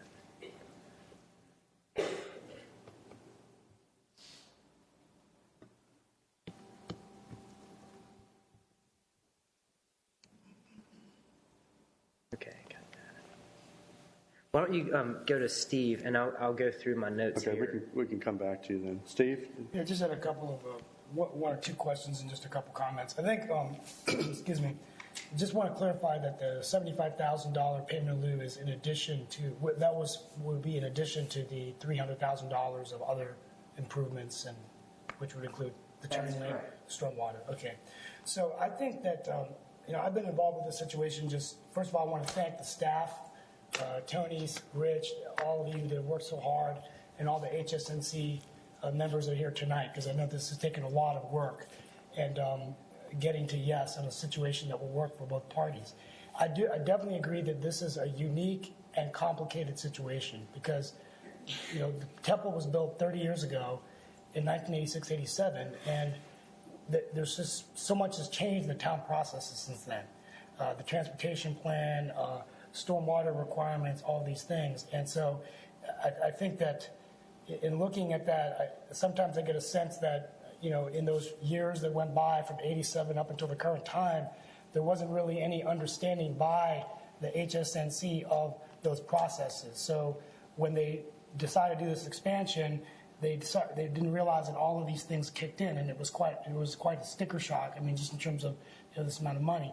I think that I feel more comfortable using the term credit than waive, like you said, Martha, because I believe that we don't want to give the impression that we're setting a precedent that we waive payment in lieu. And had this entity not made those transportation improvements and not done those things, I wouldn't even consider a credit, regardless of the entity.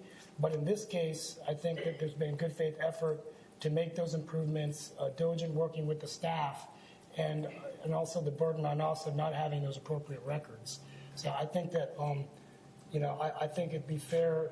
I'm fine with what you recommended. Moving forward, what I would ask is that any entity or business in Morrisville that before they embark on any kind of expansion or plans is to please meet with the staff first so that you can understand the existing processes because this stuff can get pretty complicated. But I commend both parties for communicating and understand that we want to adhere. We need to apply the laws consistently and fairly across the town, the ordinances, but I would look at this as one of those situations that's a little gray, and looking at the HSNC as a long-term customer in the town of Morrisville. So how do we balance, complying with our payment in lieu with trying to do what is giving them an option to grow? So I just, thank you for all your hard work on this. Support it. Chris, did you? No, I think the only other thing I would add has nothing to do with the substance of this at all, but we've talked about this before with I personally would rather not be briefed on something and vote on it the same night. As a process, that's just my philosophical view on stuff. I know how I'm going to vote, and I imagine you all do too, but I think it's better in my view, if we wait the 2 weeks and follow the normal course. That's just my 2 cents. Okay. All right. Who would like to, any other comments or questions? TJ? I guess the first thing to consider as a council is that the $14,000 was received, and that's sort of the baseline that we're starting with. So if we all agree with that, then going forward, I think that the fair thing is that they would like credit for that money. And $14,000 in our bank account in 1987 became something larger now. Mm-hmm. And if the staff could figure out what interest that money actually got, then that will end up being an appropriate credit. If we got 8% in 88 and 89, then you take those two numbers and you compound it, and then in 90, whatever we got on our bank account interest on cash, whatever that became. So that's an appropriate credit of what the money actually became. It's not some random number, state statute, or anything like that. It's actually what the money is. And I think that this council would then decide if that's an appropriate number to credit you, because that's the money that it actually became.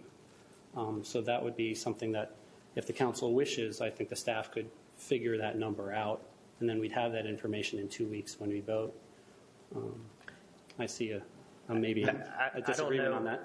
Yeah, I'm not into bank. I mean, I don't know how you calculate over 30 years what your rate of interest was for your bank accounts. I don't know. Well, I don't know that it's. I just don't know how. I think there's a statutory amount that we would have to do, regardless of what what we were making in the bank account. So I think it's.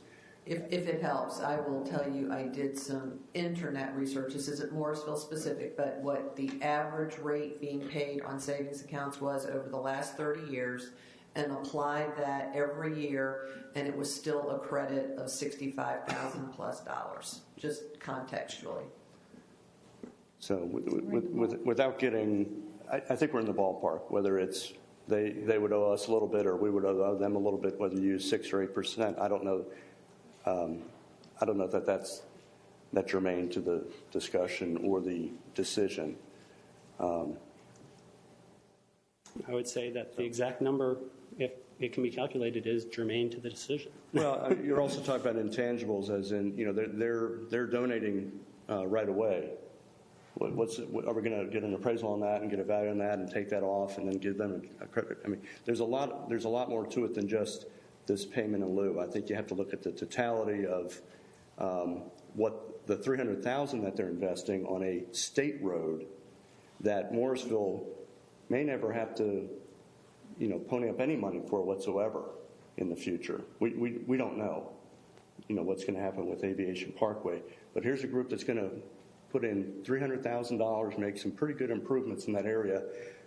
Many of them I would consider kind of off-site, even though they're required by our statute or by our rules. I think you have to kind of look at all those things and balance it. And maybe it might be shy of 75,000, maybe it's a little bit more. The 75 is also a 150% number. That's not the 100% number. That's 150. And there's certain, we've been briefed that there are some discussions whether or not that was even appropriate, if that's the appropriate mechanism to do what we're trying to do here. So I think, to me, and I didn't mean to talk right now, but I just want to address those things. Are you okay if we hear from Vicki next? Of course. Okay. Vicki? Thank you. Just looking at the facts and the situation, I really appreciate the road improvements proposed by the HSNC. That is a very important stretch of road with a lot of traffic, and to be seeing future improvements is I think all of Morrisville is very happy, in addition to Carrot and so forth. What is fair is we have documented in 1995 that we had that payment received, and we had interest that was agreed. What that specific amount is, what that interest rate is not clear. But it's fair and reasonable, I think, to credit them the appropriate amount that, using a method that we agree to on the amount. The $73,000 and change seems reasonable. I don't like waiving payment in lieu because it does set a precedent about projects and so forth. But I agree to crediting because it's the right thing to do, and it's supported in meeting minutes prior. Councilmember Sling? Yeah, I too. I mean, the documentation for the last 3 years has been ongoing before you got here. The interim town manager did a good job working with this. And so I look back at it, and the way I look at it is, I mean, there was a council back in 1987. They made an agreement. We need to uphold our part of it. In 1995, they kind of was validated, so we should uphold our agreement. So I like what you've done here, staff, town manager. I've seen it work like this before in the last 10 years on other projects. The town hall light at the intersection of Town Hall and Morrisville Carpenter. And then there was some issues with the Town Hall Drive and the developer going back up to McCrimmon. So I think this is what we've done before, what I anticipate that's happened. You guys have done good work. The only thing I'll just bring up is, and I'm sure it probably doesn't require, but we don't need DOT to chime in on this agreement, do we? For any reason? No, sir. Okay. Then, yeah. Okay, great. Okay. Any other comments? Okay. Can I make just one? Sure. I think everybody has done an excellent job. I think the burden of speaking on this issue, I think the burden is on us too. You started us off right, Chris. So just so I get that out there. But for those that may be following this issue, clearly this is a 30-year-old issue, 30 years worth of tracking. Could you just talk, Martha, a little bit about how many other situations are like this, how we handle this today, and is this something that would ever happen again? I might rely on staff. As I was reviewing this, I did ask staff if we were aware of any other situations where we might have these situations that have been compounded by time and record keeping. I think Ben mentioned that there are 2 traffic signal type of things, and if you need more detail, but they're really not road improvement related. And certainly, I think the UDO in and of itself strengthens the guidelines, all of the documentation that we put in place about how the site plan approvals go. Certainly our minutes are more thorough. We would be able to go back and retrieve financial transactions. And I think that is very clear. I don't know if Ben or Rich or Tim even want to chime in on that. But I think the processes are much closer monitored and documented than they were 30 years ago. Thank you. I appreciate it. If I might add just a word to what Martha said, we went to our source of institutional knowledge in the planning department. That would be Rodney, and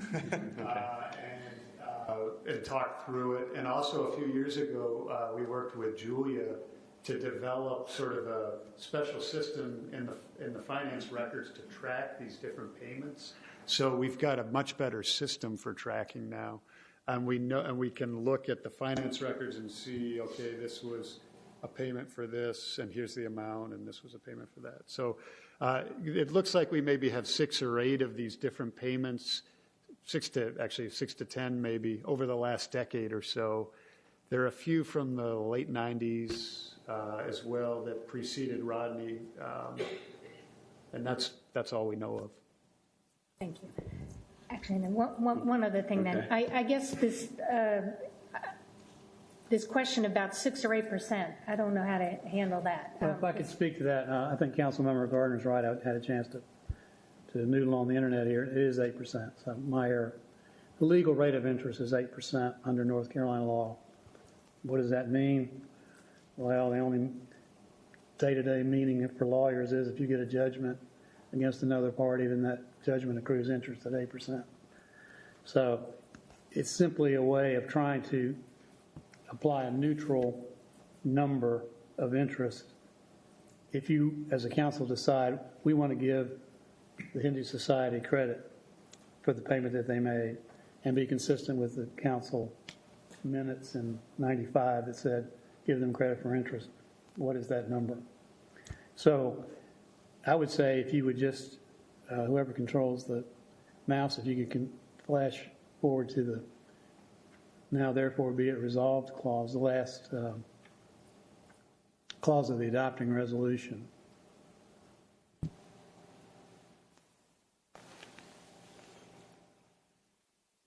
It was up 2 paragraphs. Yeah, so that's 6. that's it. That's it right there. Now therefore be resolved. That's the meat of the action you're being asked to take.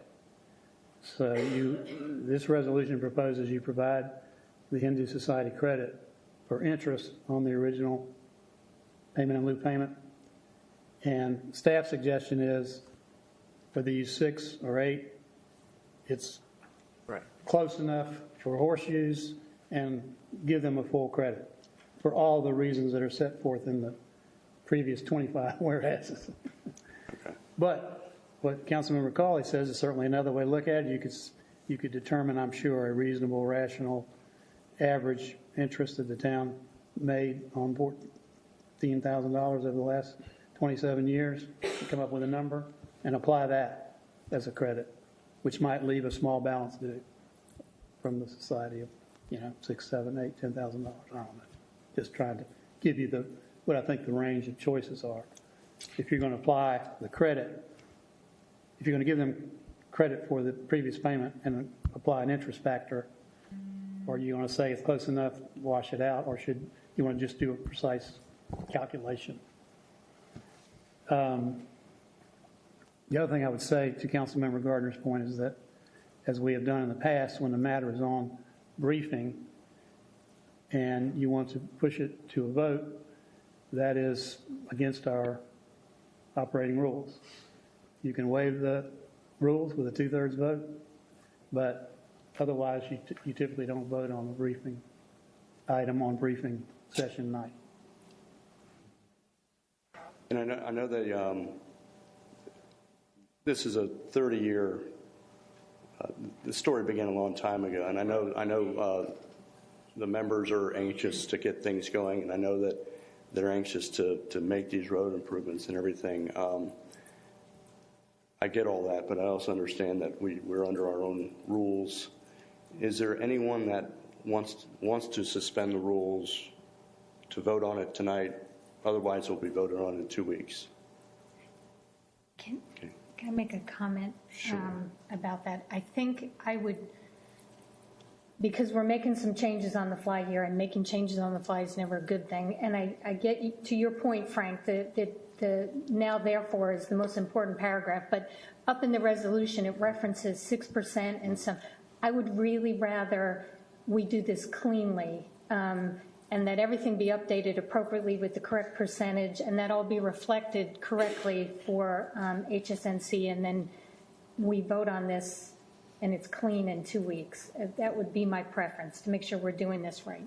And that would also help Chris with his heartburn, which I totally understand. Okay. So Frank, if you could just solidify your understanding of the 8% as, and acknowledge TJ's point about different ways to do this. I would say that playing, the other side of the field here, that they could also come up with, I guarantee you can come up with a 12% return reasonably based upon investments that have been made or whatever. So I don't think we want to get into this, whose rate are we going to use. I like the fact that there's a stated rate that's been out there that that can be applied here, and I think that's probably the appropriate way.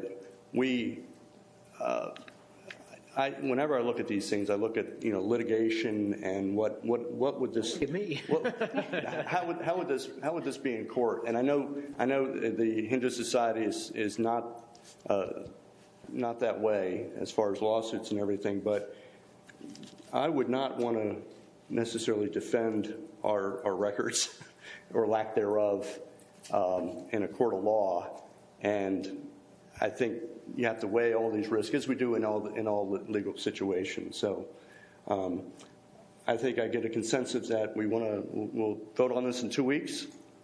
Frank, if you could fine-tune the percentage, verify what you're thinking with the 8%, and if that's the true rate, then insert that into the language, and we'll vote on 2 weeks as a credit and not a waiver. Can I speak? Absolutely. I believe that we do have consensus that it should be a credit and not a waiver. Right. I don't necessarily think that we have a consensus at 8%. I think it would be useful, and I encourage the council to allow staff to calculate the amount as closely as possible to what that $14,000 actually became in our bank account. And with that information, I think that this council can make a good, informed decision about how much credit to apply. So I'd like to hear from other council members on that, please. I'm good with the 8%. I'm happy with the 8%. Okay. I'm fine with the 8%. Me too. Okay. Okay. All right. Thank you very much. All right. Thank you for your time, and thank you to the members that were here tonight. Understand our procedures when it comes to the delay. We look forward to hopefully a resolution in 2 weeks and lots of building on aviation. Okay. Anything else, Martha?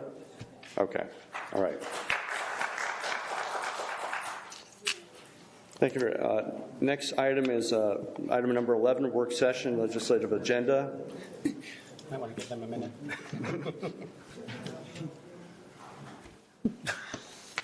We don't usually get a round of applause for never around happened. 2 weeks. Has it ever happened before? No. Get a round of applause. Goodwill. Hold their applause till the actual vote. What's wrong? Okay, don't count your... Okay. So, Martha, you're going to brief us on this? I hope everyone had an opportunity to kind of look this over This is an important part of what we do every year, setting up kind of our goals. And Martha, you ready to take it? Okay. Let's turn it over to you then. So tomorrow's the big day. The session convenes tomorrow. It is a one-day organizational session. They will really vote on Speaker of the House, offices, committees, etc. Just FYI, the nominee for Speaker of the House is Tim Moore from Kings Mountain, and Paul Stam from Wake County is the pro tem nominee, and they will take those votes tomorrow. After that day, they actually adjourn again until the 28th of January, where they start their sessions. Just facts and figures, the GOP, the Republican Party, holds veto-proof majorities in both the House and Senate. There's the breakdown of Republicans to Democrats and really the change since the last session. Just a little bit about how they meet. They follow a fairly typical schedule where the House and the Senate meet on Monday evenings and then Tuesday, Wednesday, Thursday. Committee meetings are usually held in the mornings and in late afternoons. Every bill goes through at least one committee before it gets discussed on a House floor, and then members are usually in their districts or taking care of constituent business on Fridays. That's just important for some of the stuff we'll talk about in the future. Just provided who our representatives are, just a little bit of change. John Alexander is now representing District 15. Senator Stein is still our Morrisville representative in the Senate. And then in the House, there are two new members, Gail Adcock, who we know from Cary, and is our representative, and Gary Pendleton in District 49. And then, of course, Marilyn Avila is also one of our Morrisville representatives. Just a quick overview of our legislative agenda that we adopted last year. We advocated in support of privilege license reform while we were looking for ways to address those things. We wanted further study. Of course, we all know that authority was repealed, affected us for this current year budget, and will more fully impact us beginning in July 1, 2015. So that's obviously something we'll be talking about through our budget. The governor did make a commitment when he signed that legislation into law. I see some skepticism up there. To address those revenue shortfalls during the 2015 long session. And we can anticipate that there will just be that continued discussion of focusing on broadening the sales tax base and local option sales tax. For those that I've talked to one-on-one, I think you already know my position that even if they introduce this on day one, it is not likely that we're going to know what's going on as we go through our budget. We're going to be working in an uncertain environment as we go through on this matter. We also supported implementation of the Jordan Lake rules. They didn't listen to us. Continued delay in implementation, and the testing of the solar bees is underway. Were you on the council then? There was a House Bill 150 that dealt with zoning, design, and aesthetic controls. We opposed the passage of that. At the end of last session, it was referred to the Committee on Rules and Operations in the Senate. It is still sitting there. And updated information from Ben is really what town council may want to consider is support of broader discussion of aesthetic-based design standards rather than just opposing this bill, which could come up in this session. It is on the League Advocacy Goal agenda, which we'll talk about in a minute. Our last item was the historic rehabilitation tax credits, and we were requesting an extension of those. They sunsetted in July. January 1st. So my date's wrong. I apologize for that. So they have sunset, but there has been discussion by some state leaders asking those to be reintroduced, and there is a movement underway to try to get support for that position. The League Advocacy Goals Conference was held December 11th. Tim and I, Mayor Pro Tem Johnson, Councilmember Rao, Councilmember Cawley all participated in that process.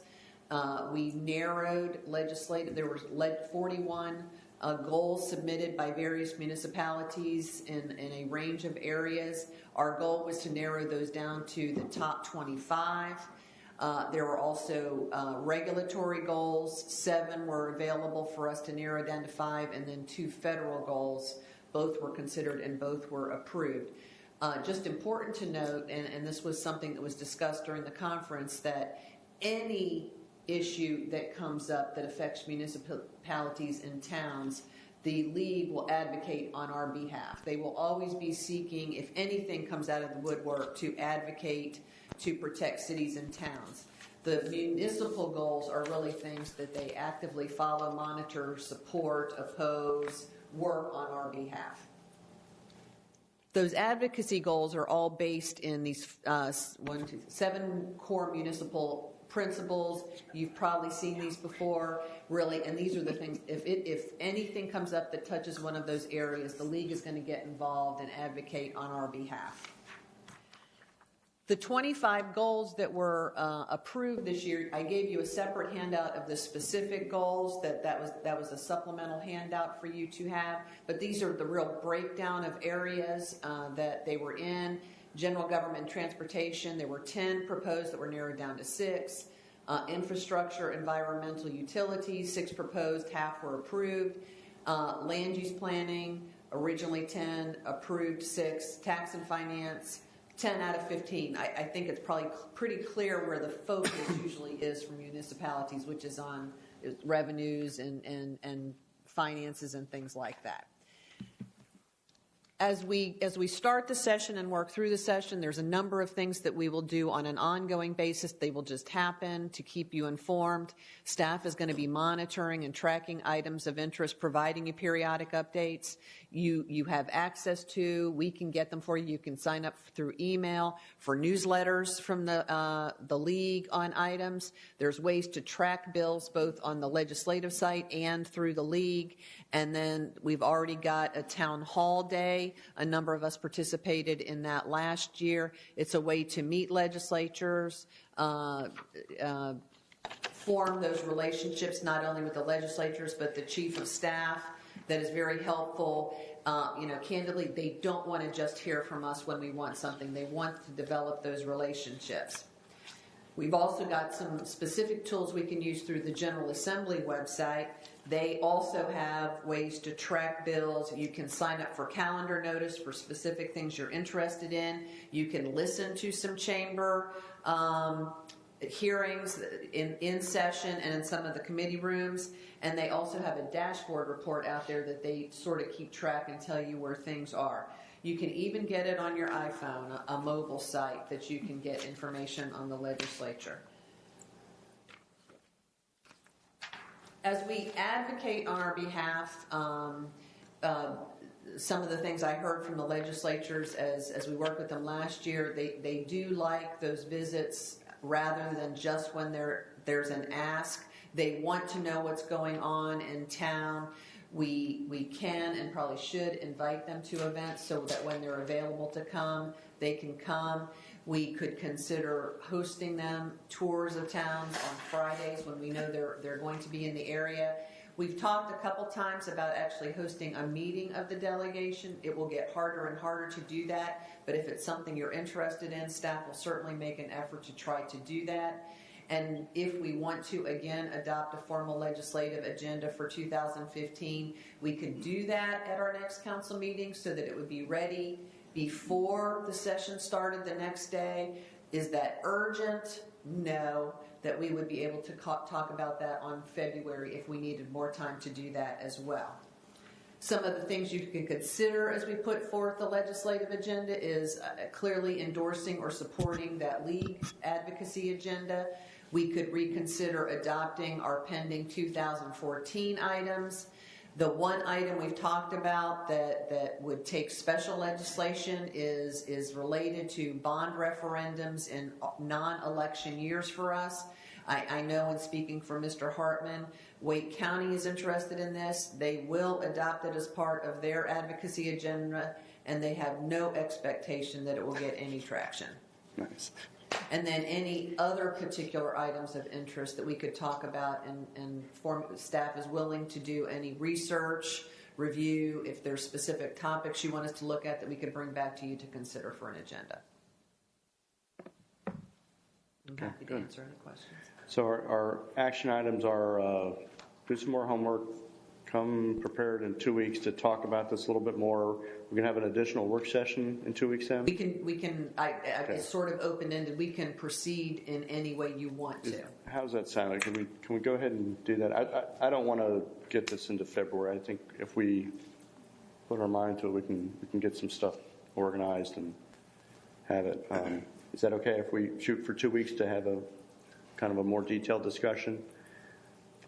And potentially add some items to the list. Right. Okay, yeah, I'm fine with that. Let's do that. Because there are a few I thought I would ask us to consider related to transportation. But and it would just be one.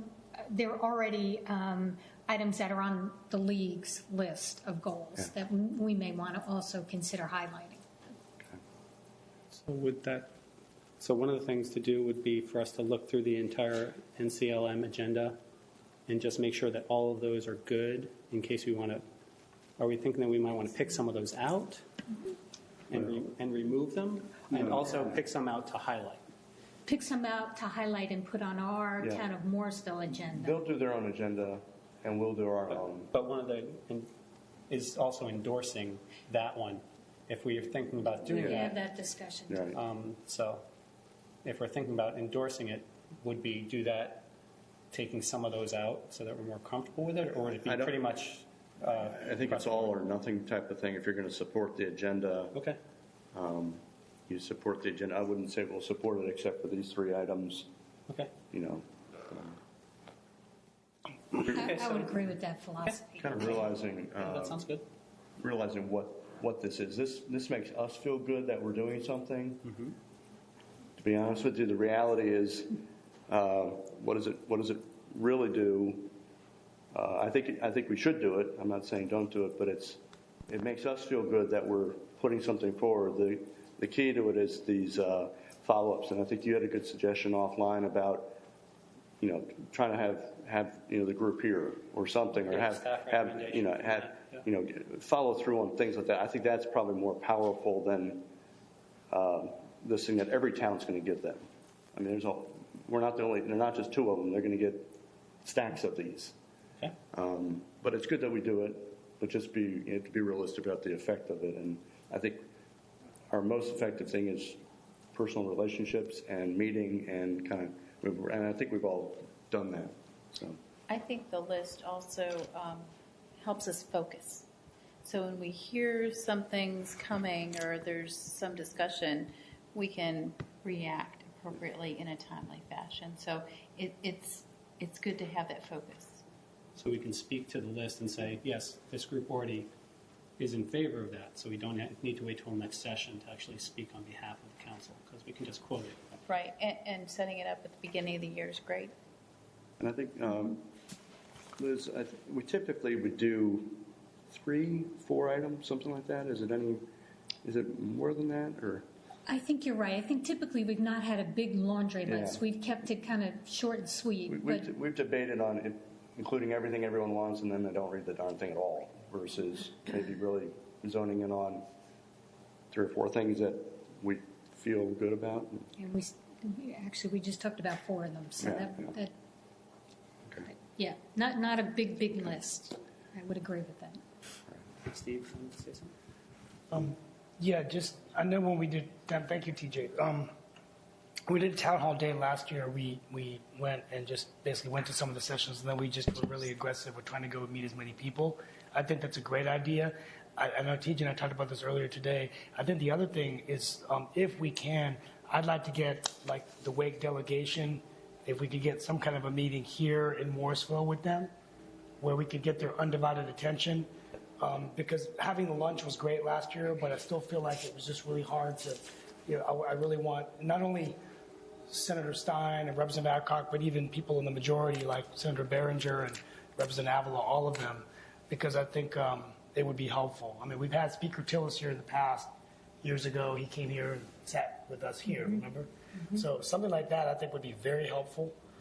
I know it's hard to get on their schedule, but, Morrisville's, the entire town of Morrisville's in Josh Stein's district, and I really would like him to come down here and sit with us for an hour, and I think it's a perfectly reasonable request. And I would like, so. I think a breakfast meeting, I think you're on the right track, TJ, and I think a breakfast meeting might be the best, quite frankly, to get them. I've always heard that was better than.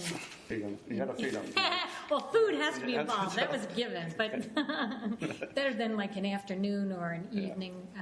A breakfast meeting might be well. Oh, I think that's a good idea.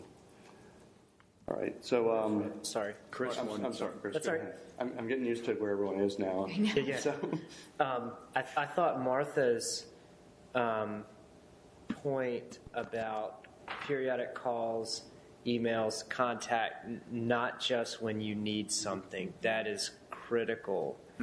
And I think it's almost more important to make those random calls and contacts just to say, hey, than when you need something. Because when you do need something, it's kind of more surprising that, oh, wow, he's finally going to ask for something. Maybe I should listen. But yeah, I also like the idea of setting up a breakfast or something with our Wake delegation for that reason. So maybe at the next meeting, we can have some ideas and dates or something. I think it's a great idea. Yeah, I think those are great ideas. But just about the process, in 2 weeks we're going to be talking and voting about it. How do we get the broad strokes of like Liz's, the things that you want to propose? How will we learn those? Will we learn those in 2 weeks? Will you say them? Or how do we know about them in advance so we know that we're not just hearing and voting right away? Like, yeah, I wouldn't mind hearing if you have any thoughts now, not to put anybody on the spot. Well, I can give them to you, or I can email. But there were only the only ones that really there were only two extra ones. The one about support legislation enabling municipalities to access a portion of the proceeds of any statewide transportation bond. If that was one we wanted to kind of highlight as our own, and then we actually have most of these. And then the other one was seek legislation to authorize a state bond to provide low-cost loans to local governments and authorities for infrastructure. The rest we already have. Those are the only two, actually, that I thought. And I can put those in an email and highlight them again so you can all, because there's more than just this one line, too. There's kind of detail behind them. But I'll be happy to share that. Okay, so that would be the process. If we go through that NCLM list, if there's something that we want to elevate and discuss as one of our primaries, that's how we'll communicate that in advance. Okay. Because that first one, if Governor McCrory goes forward with that $1 billion bond, that would be that's important. exactly what that is all about. It's referencing that. That's exactly right. Thank you. All right, so we'll do some homework over the next couple of weeks and hit it again, but good discussion. We have consensus to have Morrisville try to set up a delegation. As far as for the town hall day? No, for having them come. Breakfast or whatever? Giving staff direction to. Yeah, they're going to work on that. Okay. Martha, you got that? Okay. Yes, sir. All right. All right. If there are no further, anything else on this item, Martha? Okay. Next section are announcements. Actually, I'm going to add one to this. This Friday, I was invited to be a part of we have a National Guard unit over near the airport, and they're a group of them, the 638th Support Battalion is being deployed to Kuwait to help with Operation Enduring Freedom. They're doing the send-off of that, and many of us will be there, so I appreciate those that are going to be there. I did find out that they're very excited about all the Morrisville people that are going to be there because this is, it's based there. This is a group out of the one near the airport. Congressman Price will be there, along with some state representatives, Avila, Greer Martin, Jim Hartman from Wake County, Gene Weeks from Wake County, Secretary Frank Perry, and a lot of very distinguished military folks will be there as part of this thing, and they've asked me to speak. So I will be thanking them for making Morrisville their home and thanking them for what they do for our country. So that should be a great event. That's Friday night. The following week, on the 22nd, 25th, is our highly anticipated retreat. Everyone come energized. It's a long weekend, but it should be real informative, a lot of fun. After that, we'll do our business session on the 27th, and the first week in February on the 10th, we have the next briefing session. And you can go to our website for a full listing. Martha, do you have any corrections to that? Or? Not a correction, an add-on, and I'm trusting Will. We all know Carlotta is leaving. Oh, yeah. Her last council meeting with us will be the 27th. She will be making her economic development report, but thoughts, opinions, input on something that we could do to recognize her. If we could communicate about that, staff can work on having that ready and available for that January 27th meeting. Okay, very good. Thank you for that. Item 13, closed session, was postponed for 2 weeks. We'll revisit that in 2 weeks. Any other comments, questions before we adjourn? I just wanted to invite everyone on Monday, MLK Day. I'm giving the reconciliation prayer at the MLK breakfast at the Sheraton. So I've got a reserved table. It's really early in the morning, but I'll be speaking at 8:15, and we'd love to have you guys there. So. Okay. Good. All right, thanks for sharing that with us. If there are no further items, I need a motion to adjourn. Make a motion to adjourn? Second. All those in favor say aye. Aye. Meeting's now adjourned. It's 9:02.